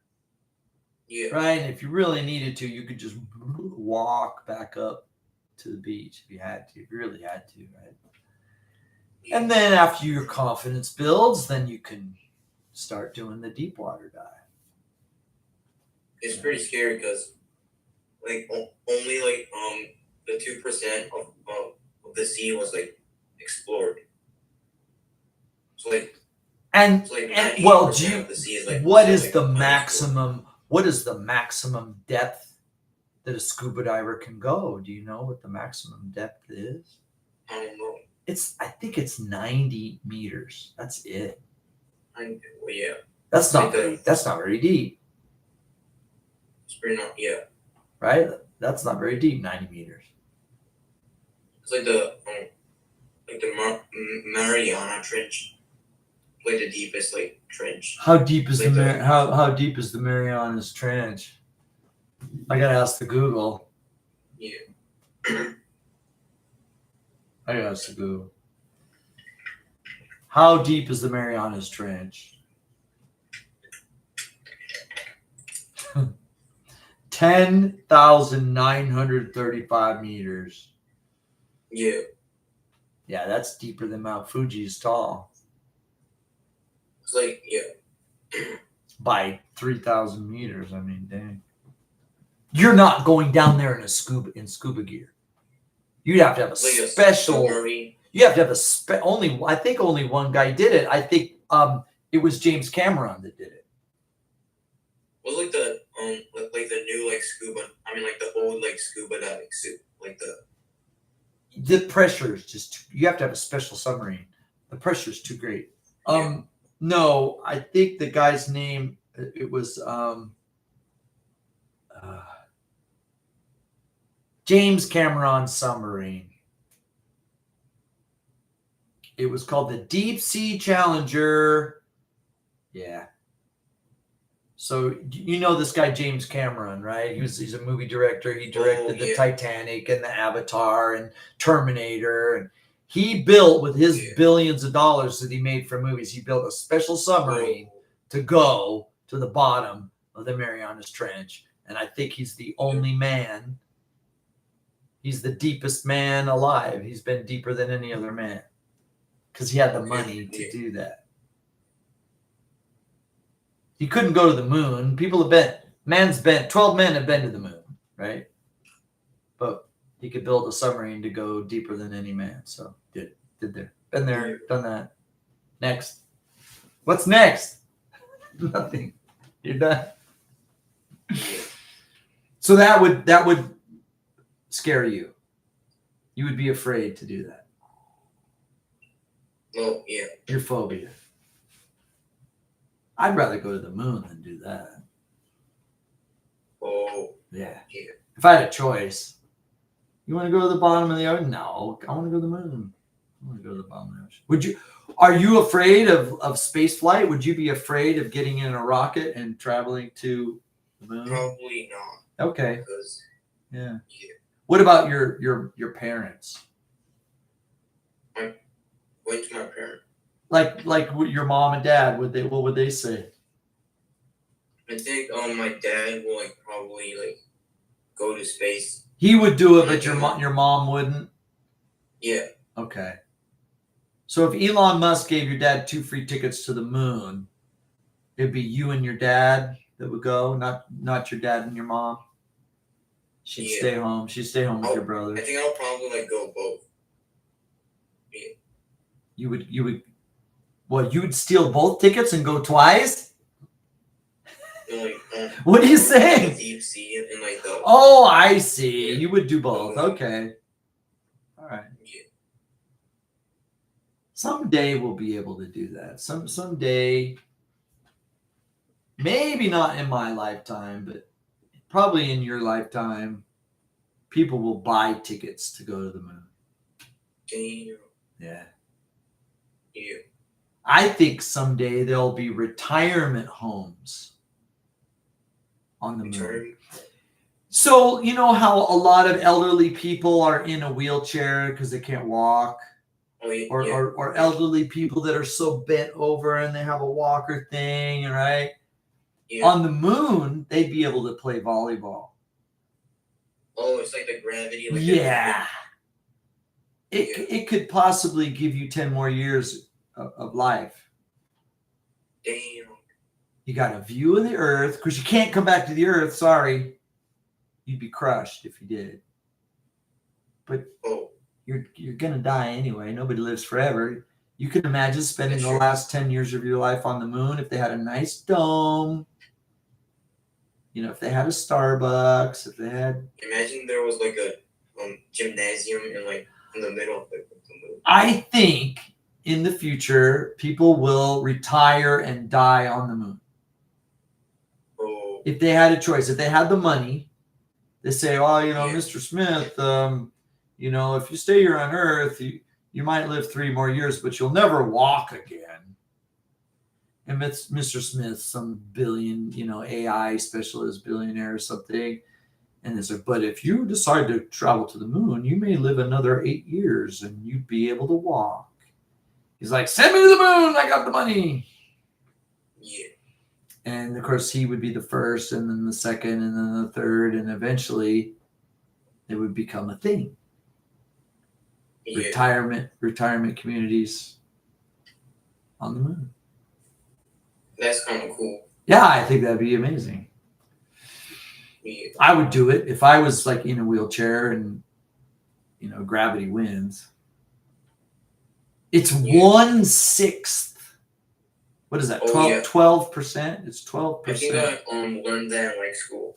Yeah, it's 12% of what your weight is on the Earth on the moon. Yeah. Yeah. What about the oxygen? Well, this is the thing. You'd have to live in a dome. If you went outside the dome, you got to wear a spacesuit. Yeah. The first domes will be small, but how humans are. I mean, if you ever did you ever see that elevator ride in New York City, or the New York, the Freedom Tower, where they go up the Freedom Tower elevator? Have you ever seen that video? Oh, yeah. And you see New York, it's like, what are these trees? Oh, after 100 years, it's high-rise buildings. The moon will be the Yeah. same thing, right? Eventually the domes get bigger and they get, special trams Advanced. and tubes Yeah. and bubbles and, and it'll be a pretty nice place to go someday. Yeah. Yeah. My daughter wants to go. She's not afraid at all. Okay. I'm like, yeah. baby, do you want to go to space? Yeah, let's go together, Daddy. Let's go together. Yeah. Yeah. My wife was like, no, count me out. I'm staying here on Earth. Let me die Oh my here. God. Okay, that's what you want. You want to go to space. That'll probably be, it'll just be that way. When the New World was discovered by Columbus, there were Okay. people Yeah. that were like, I want to go. And there are people like, I'm not going. You fall off the edge of the world. There's dragons over there. People freaked out. They wouldn't go. They Dragons. stayed. Yeah, they stayed. People that stayed. But then generations later, with war and starvation and oppression, the people just, they went, like my Yeah. great grandparents, Oh. like your father. He went to America, right? Oh, Yeah. wait a minute. Were you born in the United States? I don't know about that. What about your brothers? Were they born? I think my brothers were like born in like Japan. Okay, Yeah, I think, okay. yeah, they were born in Japan, but I forgot about. But the point is that if a woman has a baby in the United States, that baby is an American. Well, yeah, it's like yeah. Naturalization Like by birth. Citizenship. It's called naturalization by birth. You're Oh, naturalized. If you're born in the territory, you are an American. that's cool. It's like yeah. Yep. So now America's got a lot of people, and they shut their doors. They're like, we don't need more. No more people. Stop. But it's like yeah. Oh, they'll open the gates again. But we had a lot of people come in the last 4 years. We're good for a while. We can wait a while before we open the gates again. Japan needs to open its gates because Japan lost 900,000 people last year. Damn. That's almost 1 million people. 1 million more people died than were born. Oh. 900,000 more old people died than babies were born. So the population actually fell by 900,000. Yeah. Yeah. So Japan is going to need to bring in foreigners. Yeah. They're here. Especially in the big city like Osaka, we have people from Myanmar and Vietnam and Malaysia, Indonesia. What about you in Shizuoka? Do you have foreigners in Shizuoka? And Mishima Station is like there's like a lot of Chinese people. Oh, okay. Like, sometimes I see like Europeans or like. Well, maybe they're tourists. Yeah. I mean foreigners that live here. Like sometimes I see Indians too. Yeah. Are they working in a restaurant or they're working in a convenience store? So, if they're working here, then they're living here. Yeah. They're not just tourists. Yeah. So, Japan will have to become like America, bring in the foreigners to maintain the economy. Yeah, but it's like Japan is like small, like inland. And so, nobody speaks English. Everybody studies English. That's why they want to go to America or England or Australia or some English-speaking place, Canada, something. Japan? What? I didn't study that. What do I do? Yeah. So when you go to Roblox, almost I think 80% of the people can speak English. So that's way. In my server, it's Malaysia server, so everybody can speak English. Interesting. And voice chat servers. Interesting. Maybe we'll talk about that next week. Maybe we won't. It's up to you what we talk about. Daichi, Oh yeah. this is the end of August. I'll see you in September. Oh yeah. Do you have any questions? No, I'm good. Send me a message if you do. Anytime you do have a question. Yep. Okay. And I'll see you next week. Yep. All right. Yeah. Take care, buddy. Yeah, you too. Bye. Bye.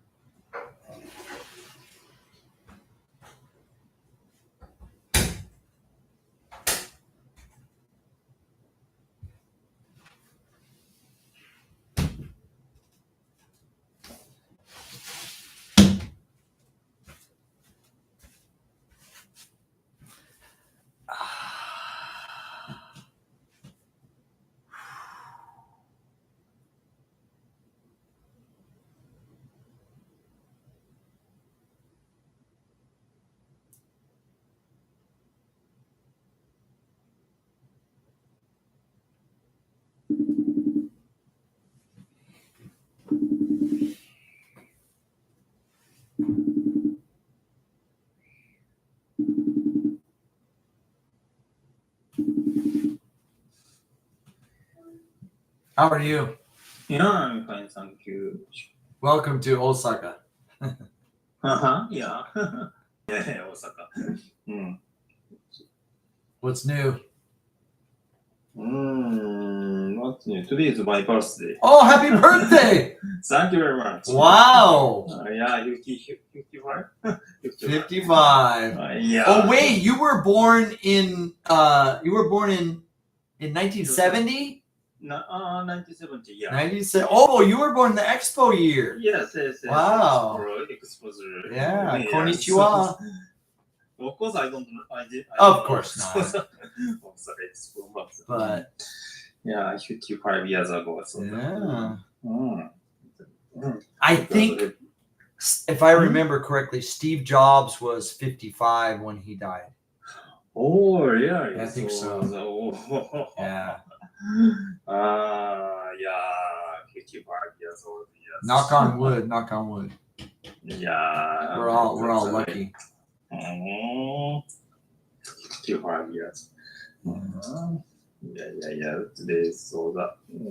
But that's also not a huge day for me. So I was very hard. Is your family planning a party or something this weekend? Yeah, the last weekend, so the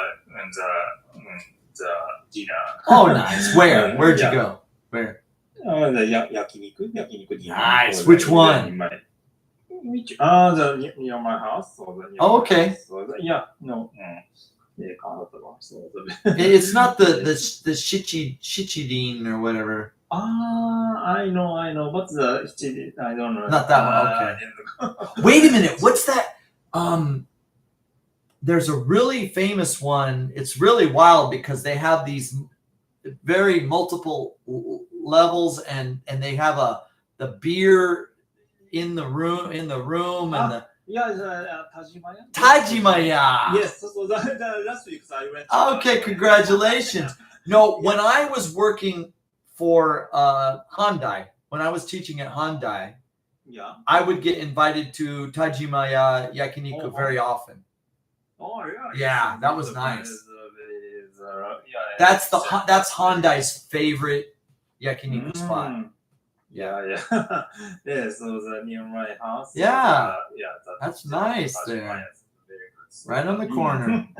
Yeah. Yeah, they're very expensive, but Well, it's a celebration. It's a celebration. Very good. When I was 55, we stayed overnight at the 55th floor of the Harukas. Oh, yeah. Yeah. Very good. So The 55th floor of the Harukas. Yeah. Last week, so I went to the Bell Harukas and the Q's Mall in the Abeno. So the next to the Bell Harukas, so the Q's Mall, there's a Q's Mall. So the shopping, only the shopping. So Okay. But the 55th floor, it's funny because you're looking down on these tall buildings, right? Yeah. Pretty cool. Yeah. Do you go to the museum? So the Bell Harukas Museum. Do you know Bell Harukas I Museum? don't. Wait, Maybe. no, I mean it was my birthday, 55. When it was 4 years ago. And we stayed at the 55th floor, and we had a buffet meal, and I think I had a Marriott burger or something, just a nice time in the hotel. Yeah. Beautiful view, amazing. Yeah, that's incredible. My wife wouldn't sleep on the window side. She stayed on the other side of the room. Maybe she disliked such a. But my daughter and I, we're dancing around next to the window, having a good time. Maybe I don't like such as highest. She doesn't like the Ferris wheel. She's afraid of the Ferris wheel. Me, I'll fly an airplane upside down. I'll do loops and rolls in an airplane. That doesn't scare me. But she doesn't want to ride the Ferris wheel, so it's okay. Yeah, so very good. Today is a very congratulations. Epoch making day. Yeah, 55. Yeah. You gotta stay in shape. You gotta watch what you eat. You gotta watch your diet.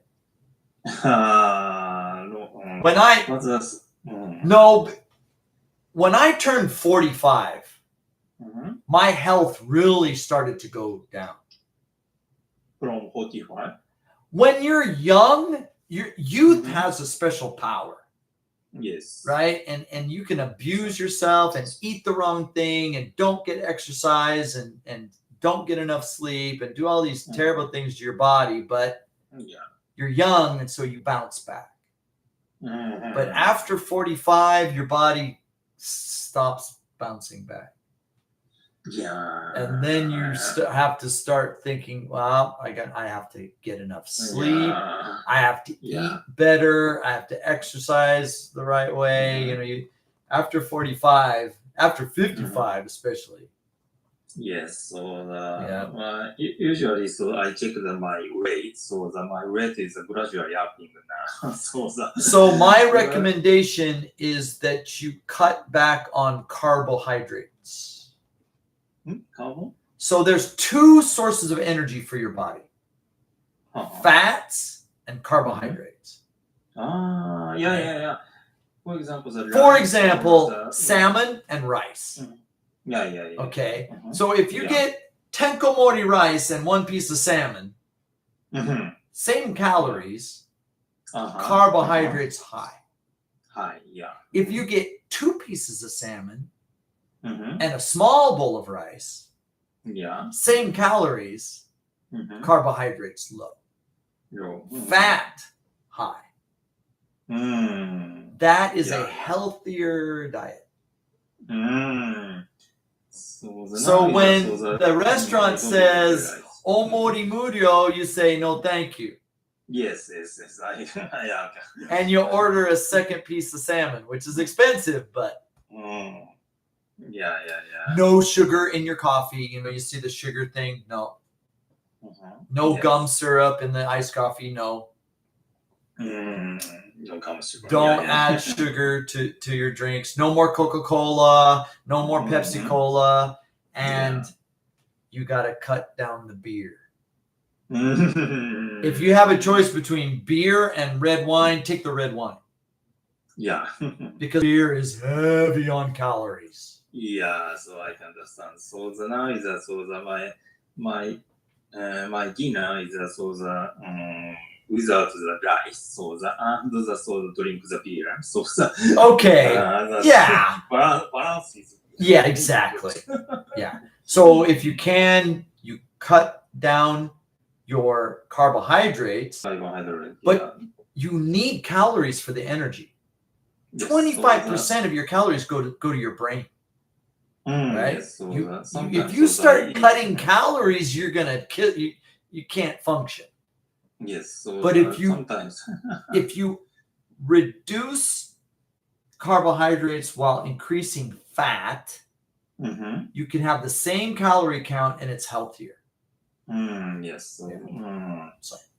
Now is the so I ate the so the today is the I ate the so the meat or Yeah.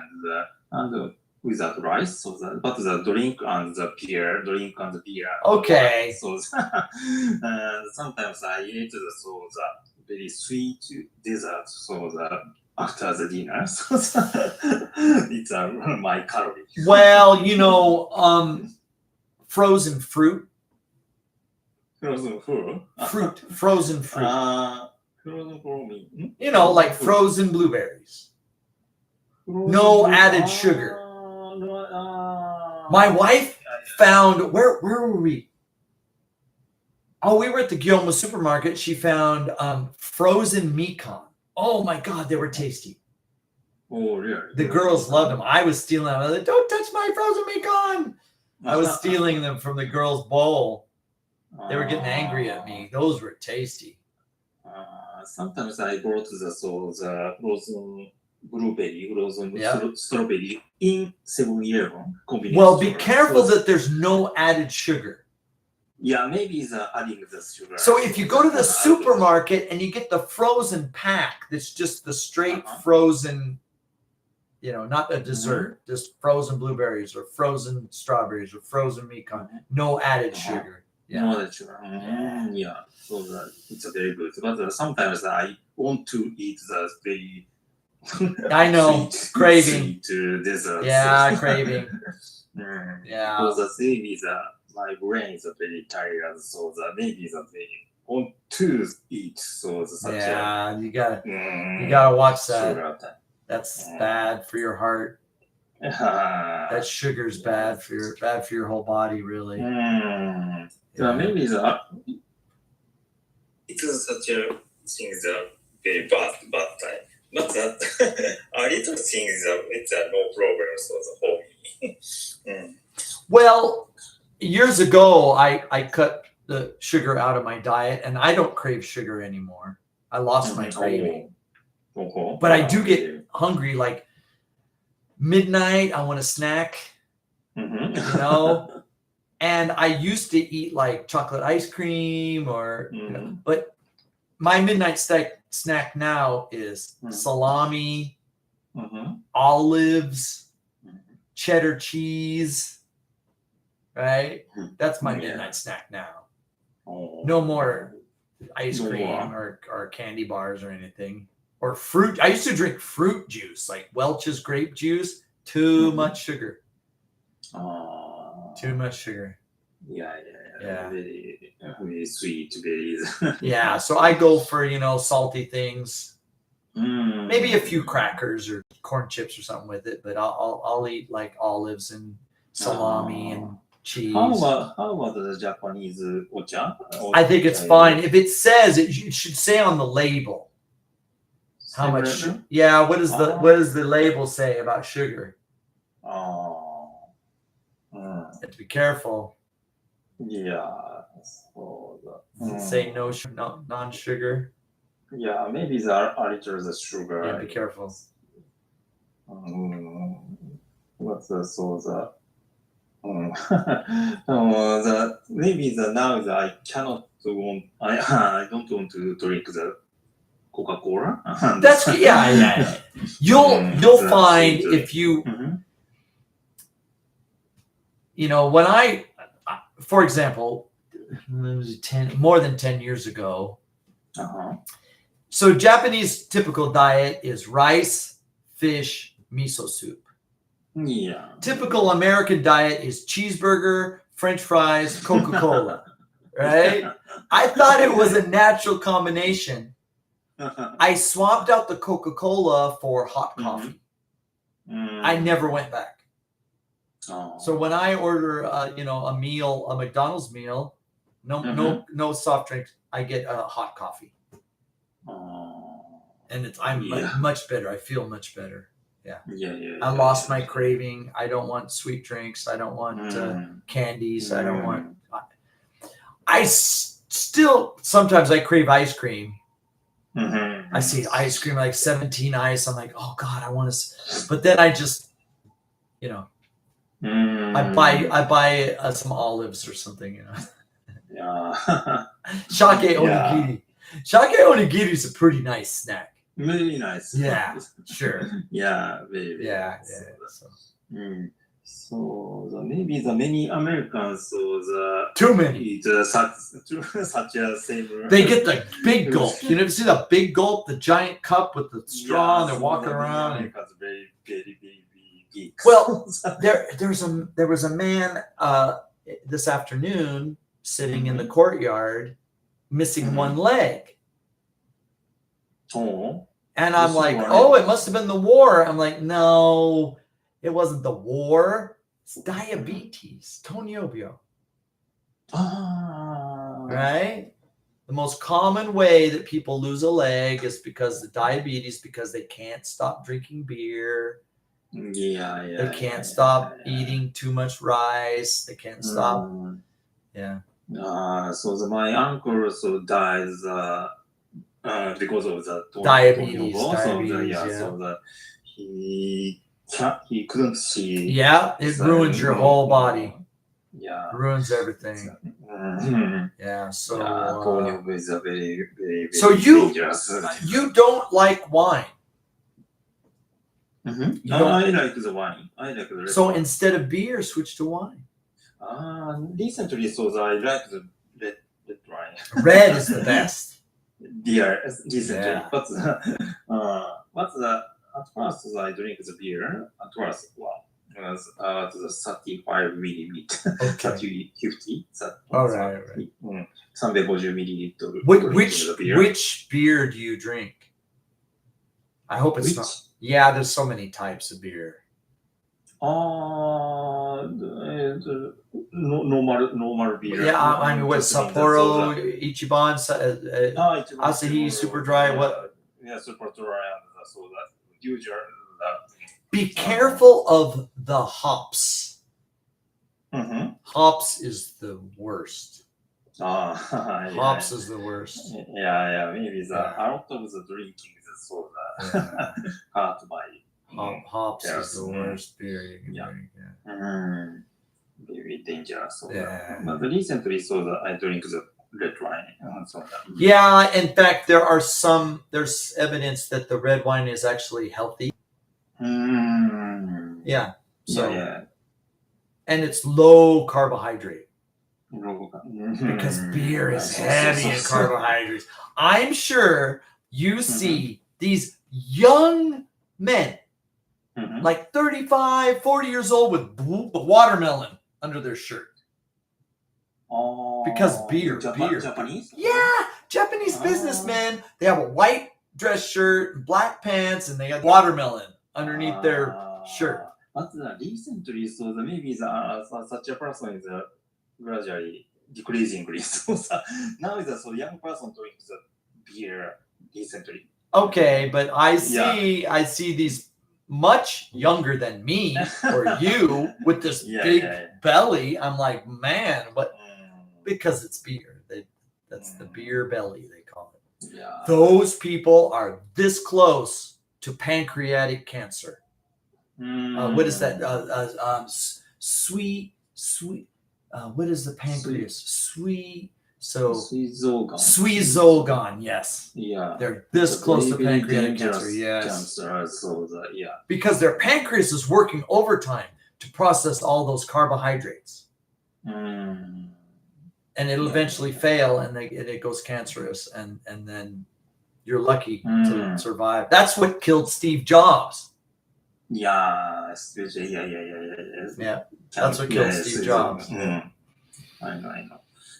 Very dangerous. So that this organ cannot find it's very difficult to find such a cancer in my body. It's so easy to get, but you see these men with the big beer belly.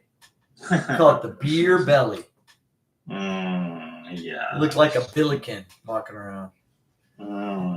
Do you have an Apple Watch? No, I don't. You might consider an Apple Watch. The Apple Watch shows you your heart rate. Heart rate. 10 years ago, my resting heart rate was 95. 95. That's not good. Not good. Yeah, I think so. So it's a very high. Today, my resting heart rate is 75. 75. Oh, it's a normal. Because I cut all of those carbohydrates. No more peanut. I used to be addicted to peanuts chocolate. I used to eat peanuts chocolate and drink milk coffee with sugar in it and ice cream. Nope. And no more Coca-Cola. None of that. Don't need it. Yeah, so I don't check this. So every year, so I check this. Human dog, it's a physical exam. Physical exam. Yeah.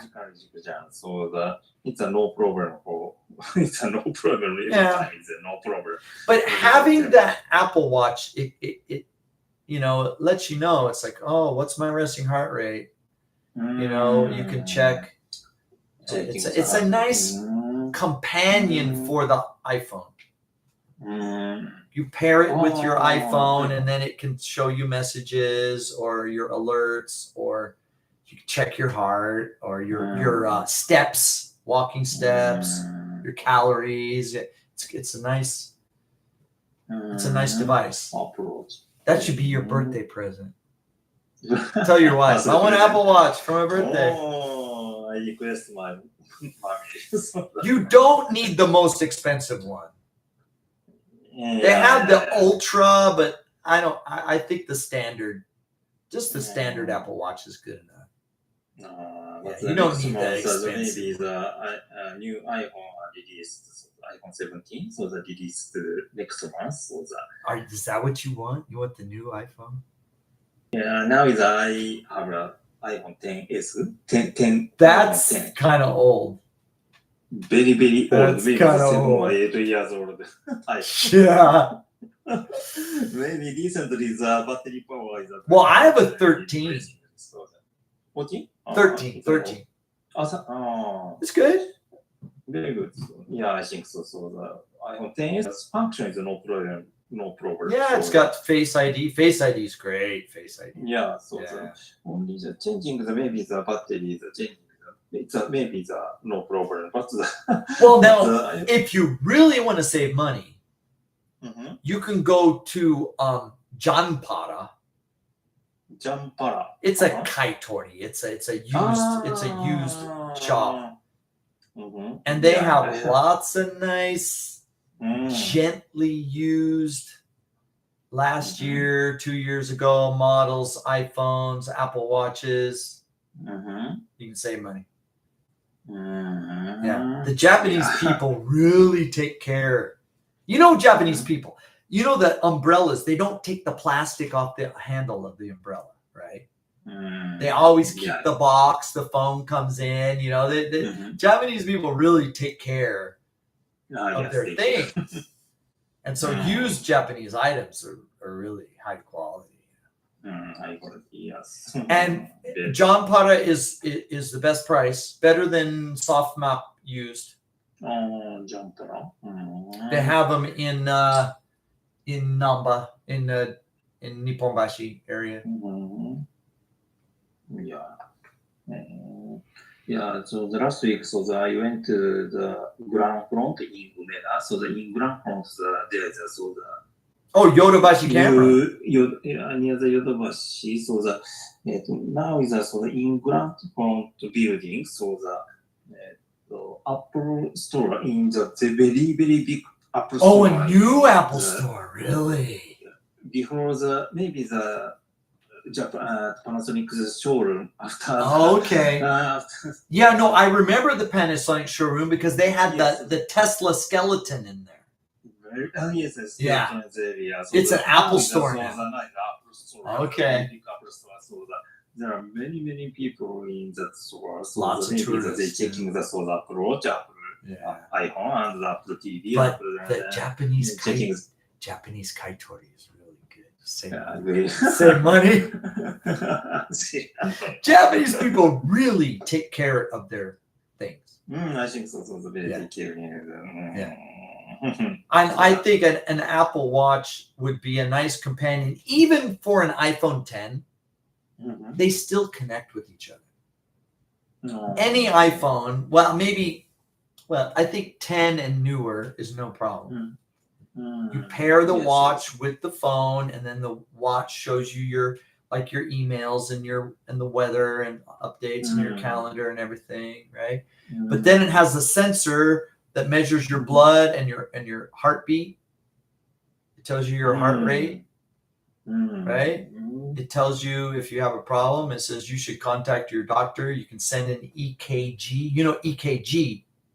EKG. It's your heart's electric pulse.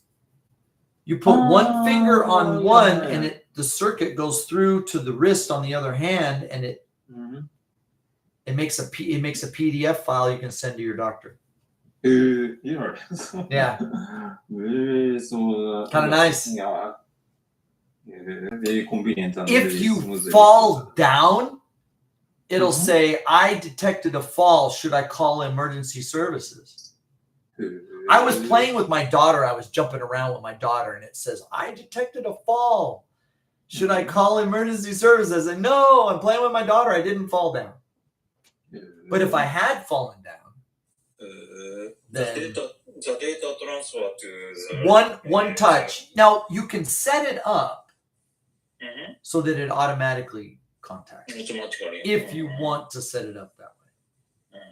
For example, if you were buying it for your father or your mother, you might want to set it up so that if they fall down, it automatically contacts the doctor. You can do it on the phone. You set it up, emergency contact. If fall, yes, contact mom, contact me, contact doctor, or whatever. Yeah. I really recommend it for elderly people. Elderly people, yeah. So it's very convenient. Very, like us. Elderly people like you and me. 55 years old. So evidently this year, the youngest members of the baby boomers passed 75. 75, yeah. That your parents, right? Your parents' generation. Yep. I think so. My parents, generation. Yeah. That means no more job, no more income, no more taxes. Now they are all receiving care, receiving money. They're not paying in, they're receiving.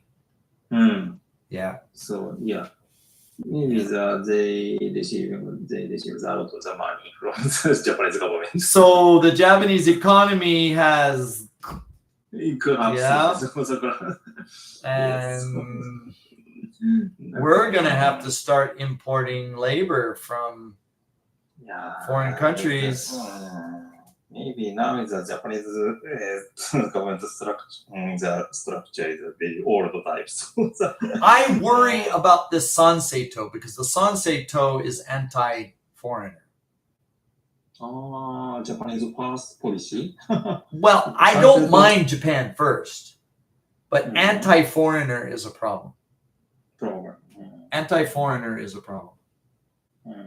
If they're blaming foreigners for the Japanese problems, that's a mistake because Japan will need to start importing workforces. Let's think about the United States. We have a constant flow of foreigners into our country.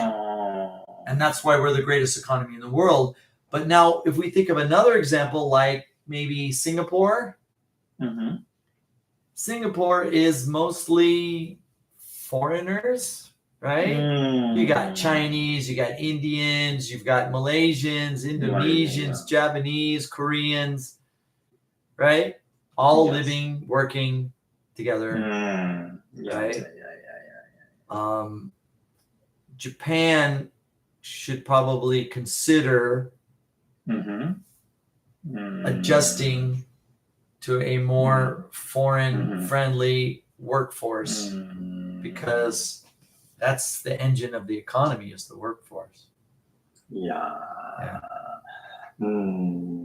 So that very, very difficult to say, selections. Well, the Yamato mindset is this is Japan. Foreigners are guests. They don't live here. That way of thinking isn't really compatible with multinational workforce. But as you know, you go to a convenience store, you go to a fast food restaurant, you see a Uber delivery man. He's very brown young man, very non-Japanese young ladies working in these fast food restaurants. They are very good talent. So necessary. Fluently is Japanese speaking. Yeah, they're all going to Japanese school. So Their Japanese school and the placement agency, it's a contract, it's a it's a program they're in. And they got visas, they're not illegals. America has an illegal alien problem. Japan does not have an illegal alien problem. All of the foreigners here, they're either tourists or they're legal foreigners. They have a visa. Okay. So how is an illegal alien going to get to Japan? Swim? Do you know North Korean submarine? I don't know. So there are very famous sport in Japan. So it's there are a lot of the illegal foreigners. So Really? Where? Shimonoseki? I don't know. Saitama Prefecture is recently. So the YouTube video, I checked the YouTube video. So the out of the illegal foreigners.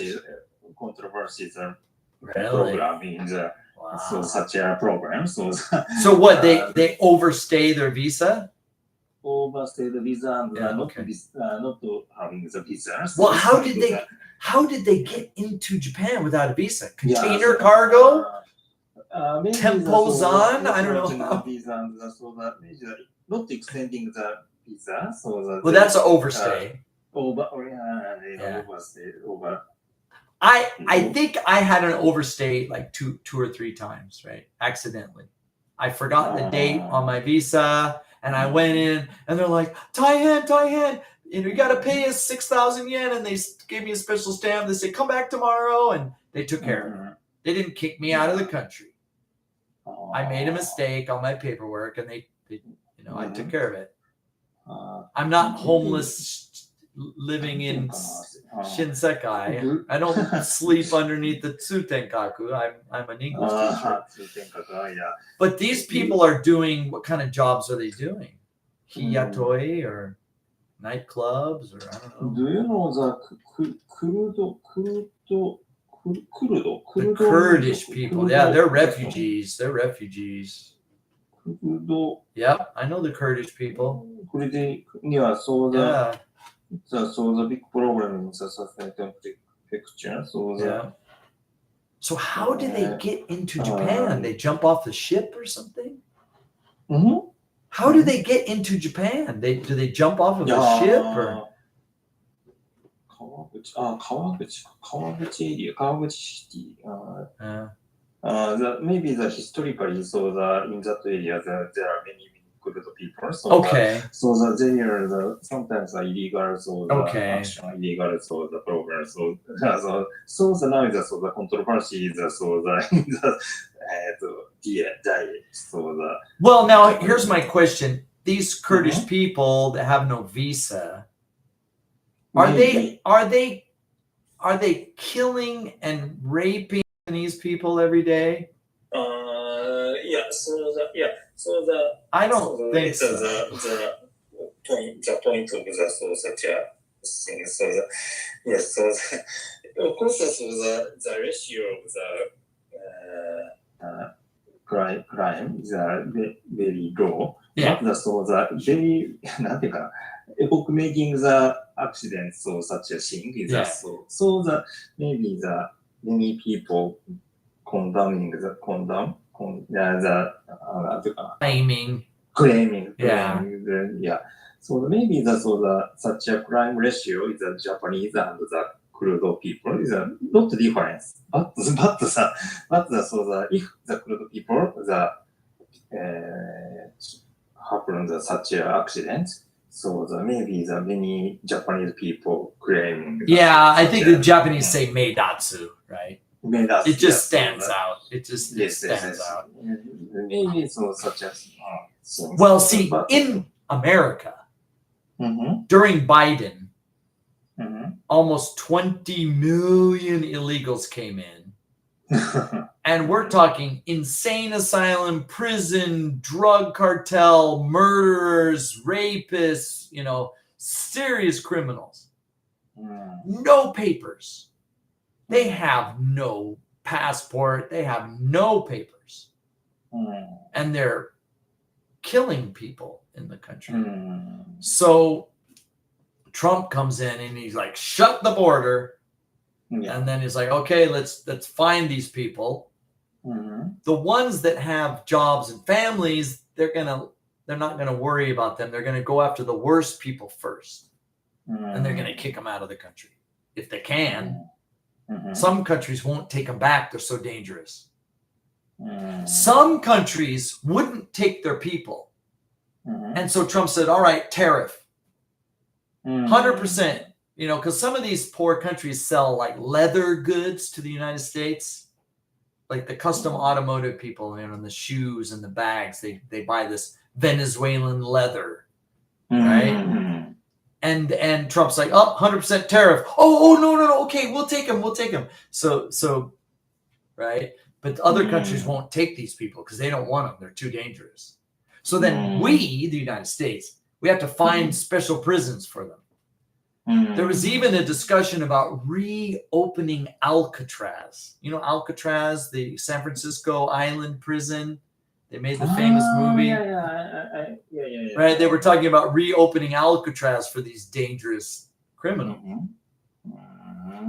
No more illegal aliens.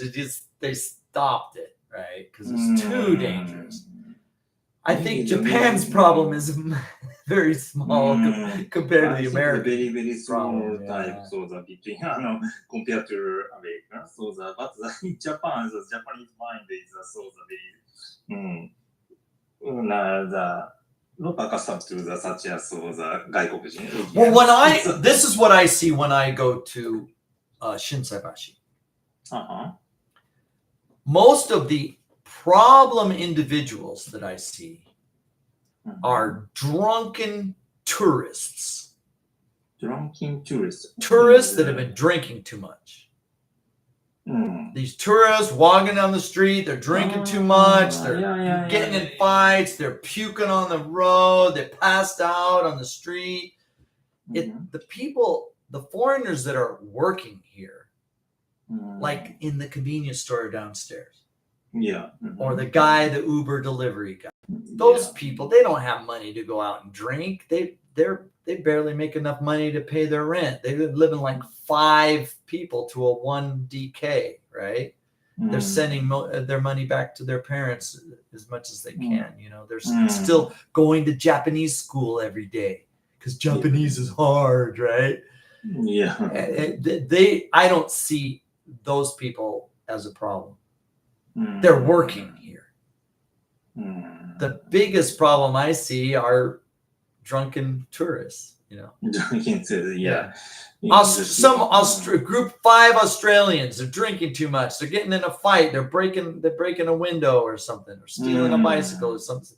You know, and then the next day they're like, "Oh, I'm sorry," right? They don't live here, but the people that live here, they're like, they don't want to get caught. If they don't have a visa, they really don't want to get caught. Somebody with a visa, they have some kind of incident or problem. Maybe they'll be okay. Maybe not. Maybe they get sent home. But if they don't have a visa, they're really careful. Right? They don't want to ride a stolen bicycle because the policeman checks their serial number. They might get kicked out of the country. Right? The tourists that are here with the fancy hotel and they're drinking all night. Right? They're the problem. A lot of the foreigners in the people that work, the people that work here pay taxes. Yes. And they do a job, and they so. But Japanese tourist is so tourist industry, so it's a very useful and very convenient, useful and very So such a person. I saw an article about the what do they call them? The Tetsu, the train spotters, the guys that take pictures of the trains. What is the Japanese name? Tetsu. Tetsutori. Tori Tetsu? Yeah. There was a group that was shoplifting in the expo.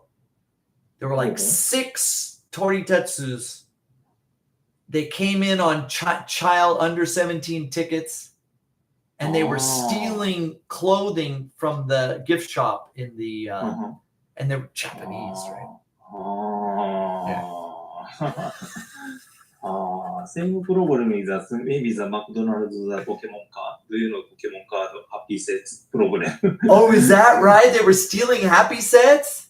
Yeah, maybe the last week, from the last week, in happy sets, including the Pokemon card. Okay. So maybe the many foreigners, especially Chinese, buy a lot of the happy set because they want to get the card. But they bought the happy set. They paid for the happy set, right? They weren't stealing happy sets. Not stealing. Well, that's not. They paid. Yeah, they paid. But they threw away the food. It's a very, very big problem. Well, guess what, McDonald's? You make an option.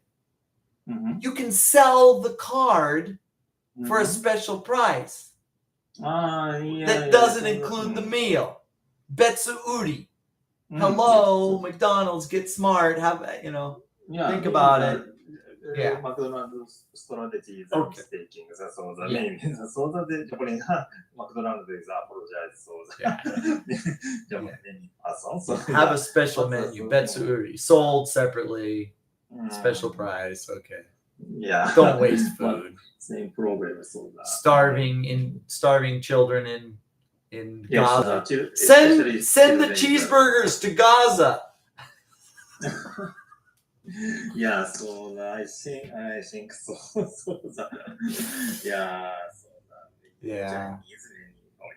Japan's problems are so mild because other countries are really struggling. Yes. Right? Yeah.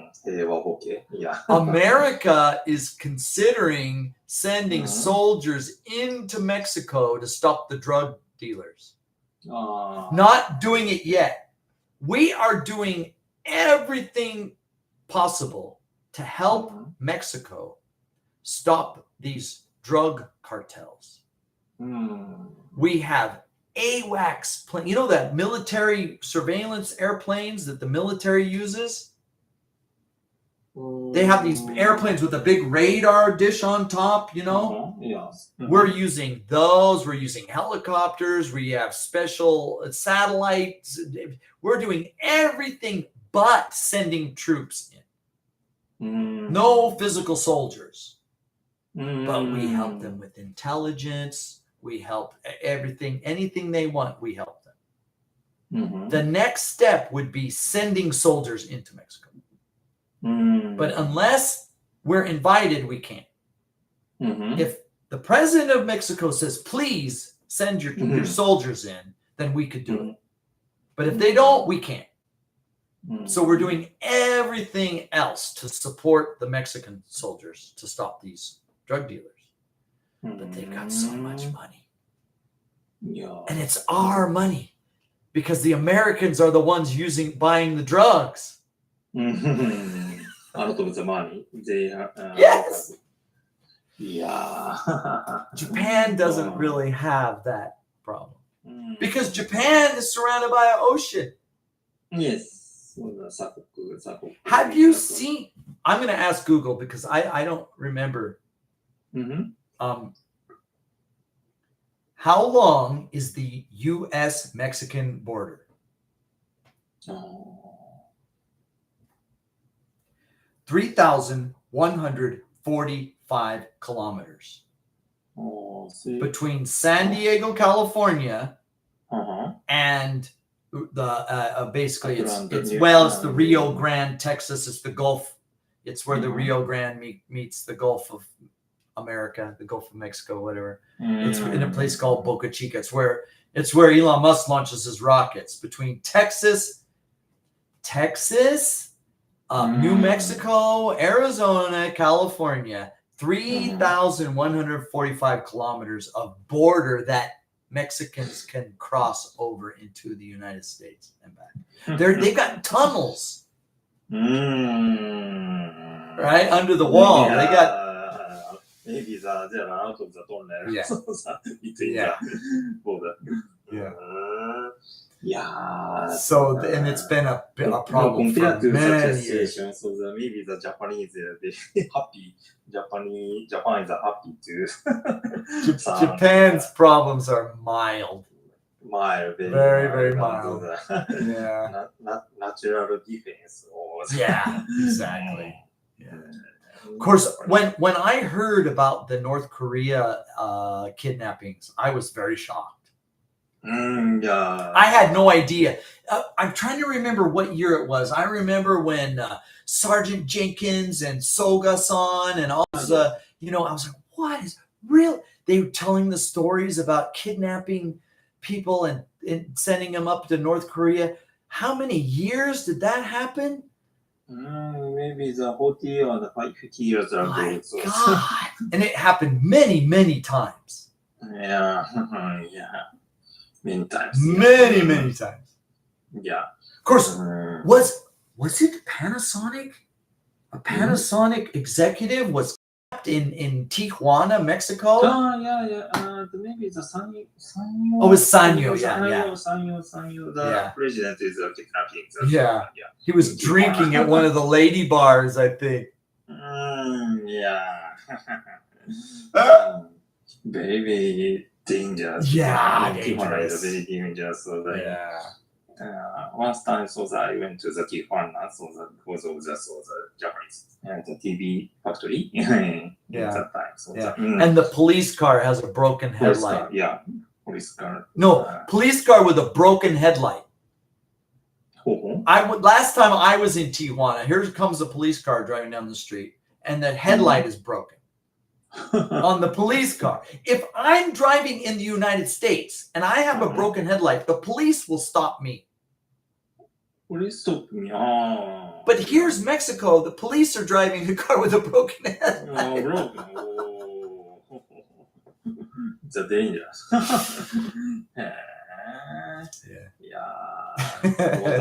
Border is a very difficult, very dangerous for the Japan and But Japan, surrounded by ocean. Yeah, surrounded ocean is a very big defense. But Japan's biggest problem is, the labor force. Not enough workers. Labor force, These, they're from Nepal, increasingly more from Myanmar. They're trying to get away from the Chinese. The Chinese are taking over their countries. And they know they have no future with the Chinese because, the way the Chinese treats the Uyghurs and the way the Chinese oppresses the Tibet people, they know that they're next. The Chinese are going to take their country and enslave their people. And so they're sending them, they want to send their children to America. But America's like, no, sorry. No more foreigners. We had enough. 20 million under Biden. We don't need any more foreigners. Sorry. Maybe call us back in 10 years. Come back in 10 years, maybe. So Japan, maybe Korea, Taiwan, maybe. Singapore, if they're educated, they go to Singapore. But so many Chinese come to Japan, and maybe a lot of the Japan Chinese. Workers working here, Chinese. Well, again, I guess so. I think it's the number one Chinese. Yeah, you're right. Yeah. So they're escaping China. They don't want to be controlled by China. The Chinese people are running away from China. They don't like living in China. That's why they're coming here. To get away from China. No, thank you. My own country. No, thank you. So the America is stopping for example, Harvard University coming to. Harvard University, big problem. So that's such a. Well, they've been hijacked. They've been hijacked by the Chinese. The Chinese hijacked our best university. Got hijacked. Very dangerous. Very big. Trump's taking care of it. Trump's taking care of Harvard. Trump didn't go to Harvard, so he doesn't care. A lot of politicians graduated. Isoroku Yamamoto, he went to Harvard. Oh, really? Yeah. Yamamoto? A lot of ex-presidents.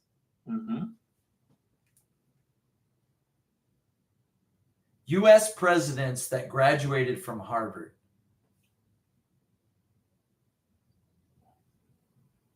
John Adams, John Quincy Adams, Rutherford Hayes, Theodore Roosevelt, Franklin Roosevelt, John F. Kennedy, George Bush, Barack Obama. They all graduated from Harvard.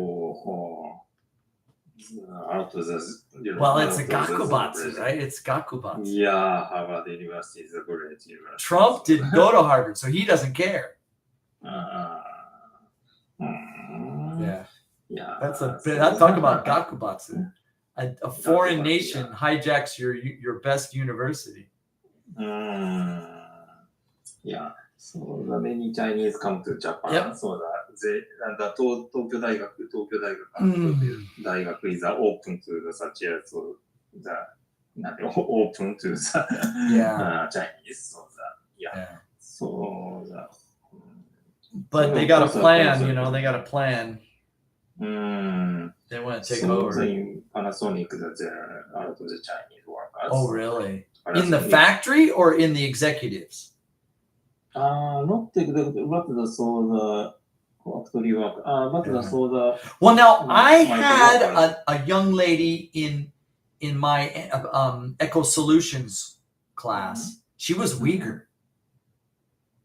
She was a Uyghur. Bigger. Uyghur. You know the Uyghurs, the Chinese Uyghurs? She was a Muslim. She was a Uyghur. And she was in my Echo Solutions class. She had the best English in the group. Yeah. Very talented. Very smart. Yeah. So, yeah, like guys, Japanese would say, iro, right? You got the full spectrum.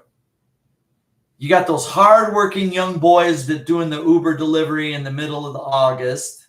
And then you got these lazy rich kids buying, throwing away cheeseburgers for the Pokemon card, right? You got the full spectrum of good and bad, you know. But the crime rate is low in Japan. Drug use is low in Japan. America has a terrible drug problem. Drug problem is very big, so maybe Japan is a very safety. But Japan will need young foreign workforce. Singapore does a pretty good job of the way they treat their foreign workforce. Japan may want to look at the Singapore model, economic model, as a guide. If we want to become the Singapore style, so maybe the Japanese people learn to speak English. That is the biggest barrier between the Singapore model and Japan is no English. Because I forget his name, that he or who was the first president of Singapore. According to the LB, you saw Baby Stop B, the 12th of August 1910. No, that's not his name. Post-war Singaporean president. No.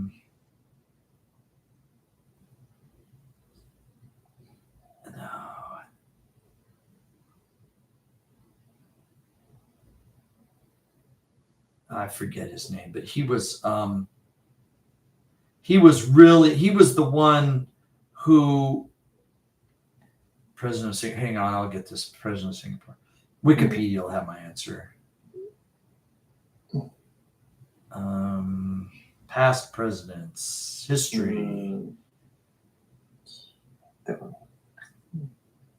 People's Action Party. You got to ask the question just right. List of Singaporean presidents.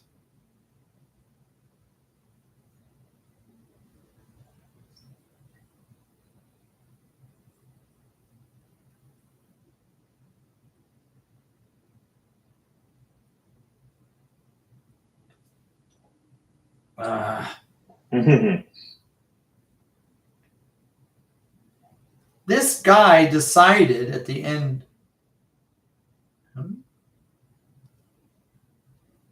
This guy decided at the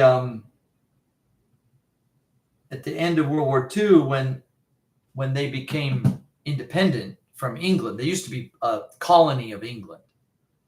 And they decided that English will be our national language. And so people from all over the world are there because everybody studies English, right? They can speak English very well. Who studies Japanese? Yeah, I don't know. Very minor. Yeah, it's a very difficult language. So the Japanese is very difficult, I think.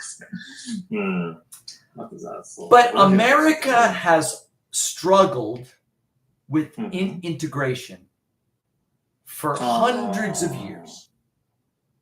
We had problems with black slaves. We had problems with the Chinese immigrants. We had problems with the Hispanics, the Irish. We always had problems integrating, fighting race issues. For hundreds of years, it's been a struggle for us.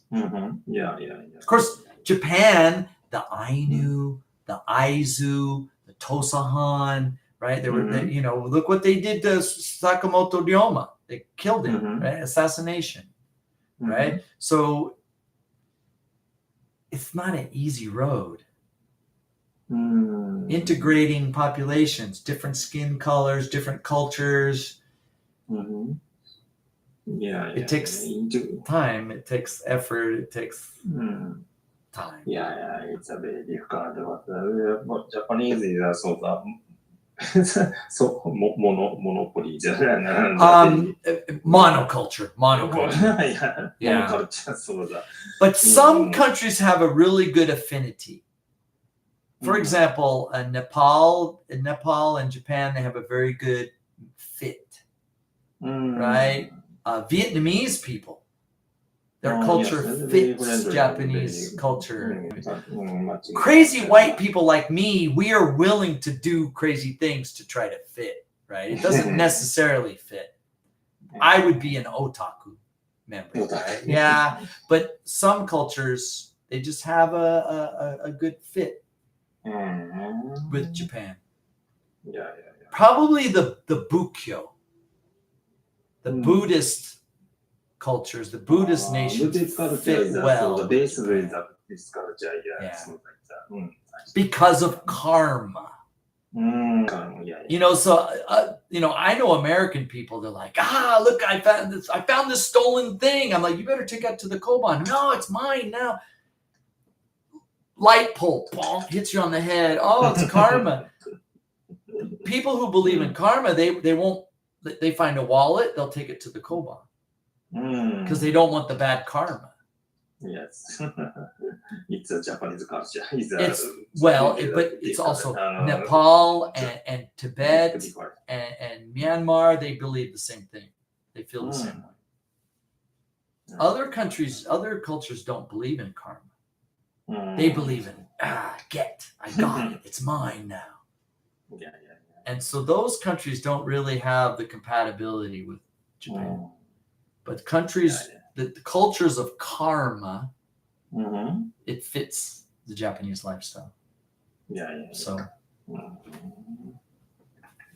it's a very different. Step by step, Japan is globalizing very slowly, very gently, carefully. Thank you. Thank you. This is the end of August. Oh, yes. Hopefully we get some cooler weather, hopefully. I think so, but maybe the next week is still hot. Maybe. A little cooler, some rain next week. A little bit of rain. Yeah. I do. Summer will end. September will be a little cooler. Yeah. Next week, same time. Next week, Thank you very much. Thank you very much. All right, I'll see you then. Take care. See you. Take care. Good Bye night. bye.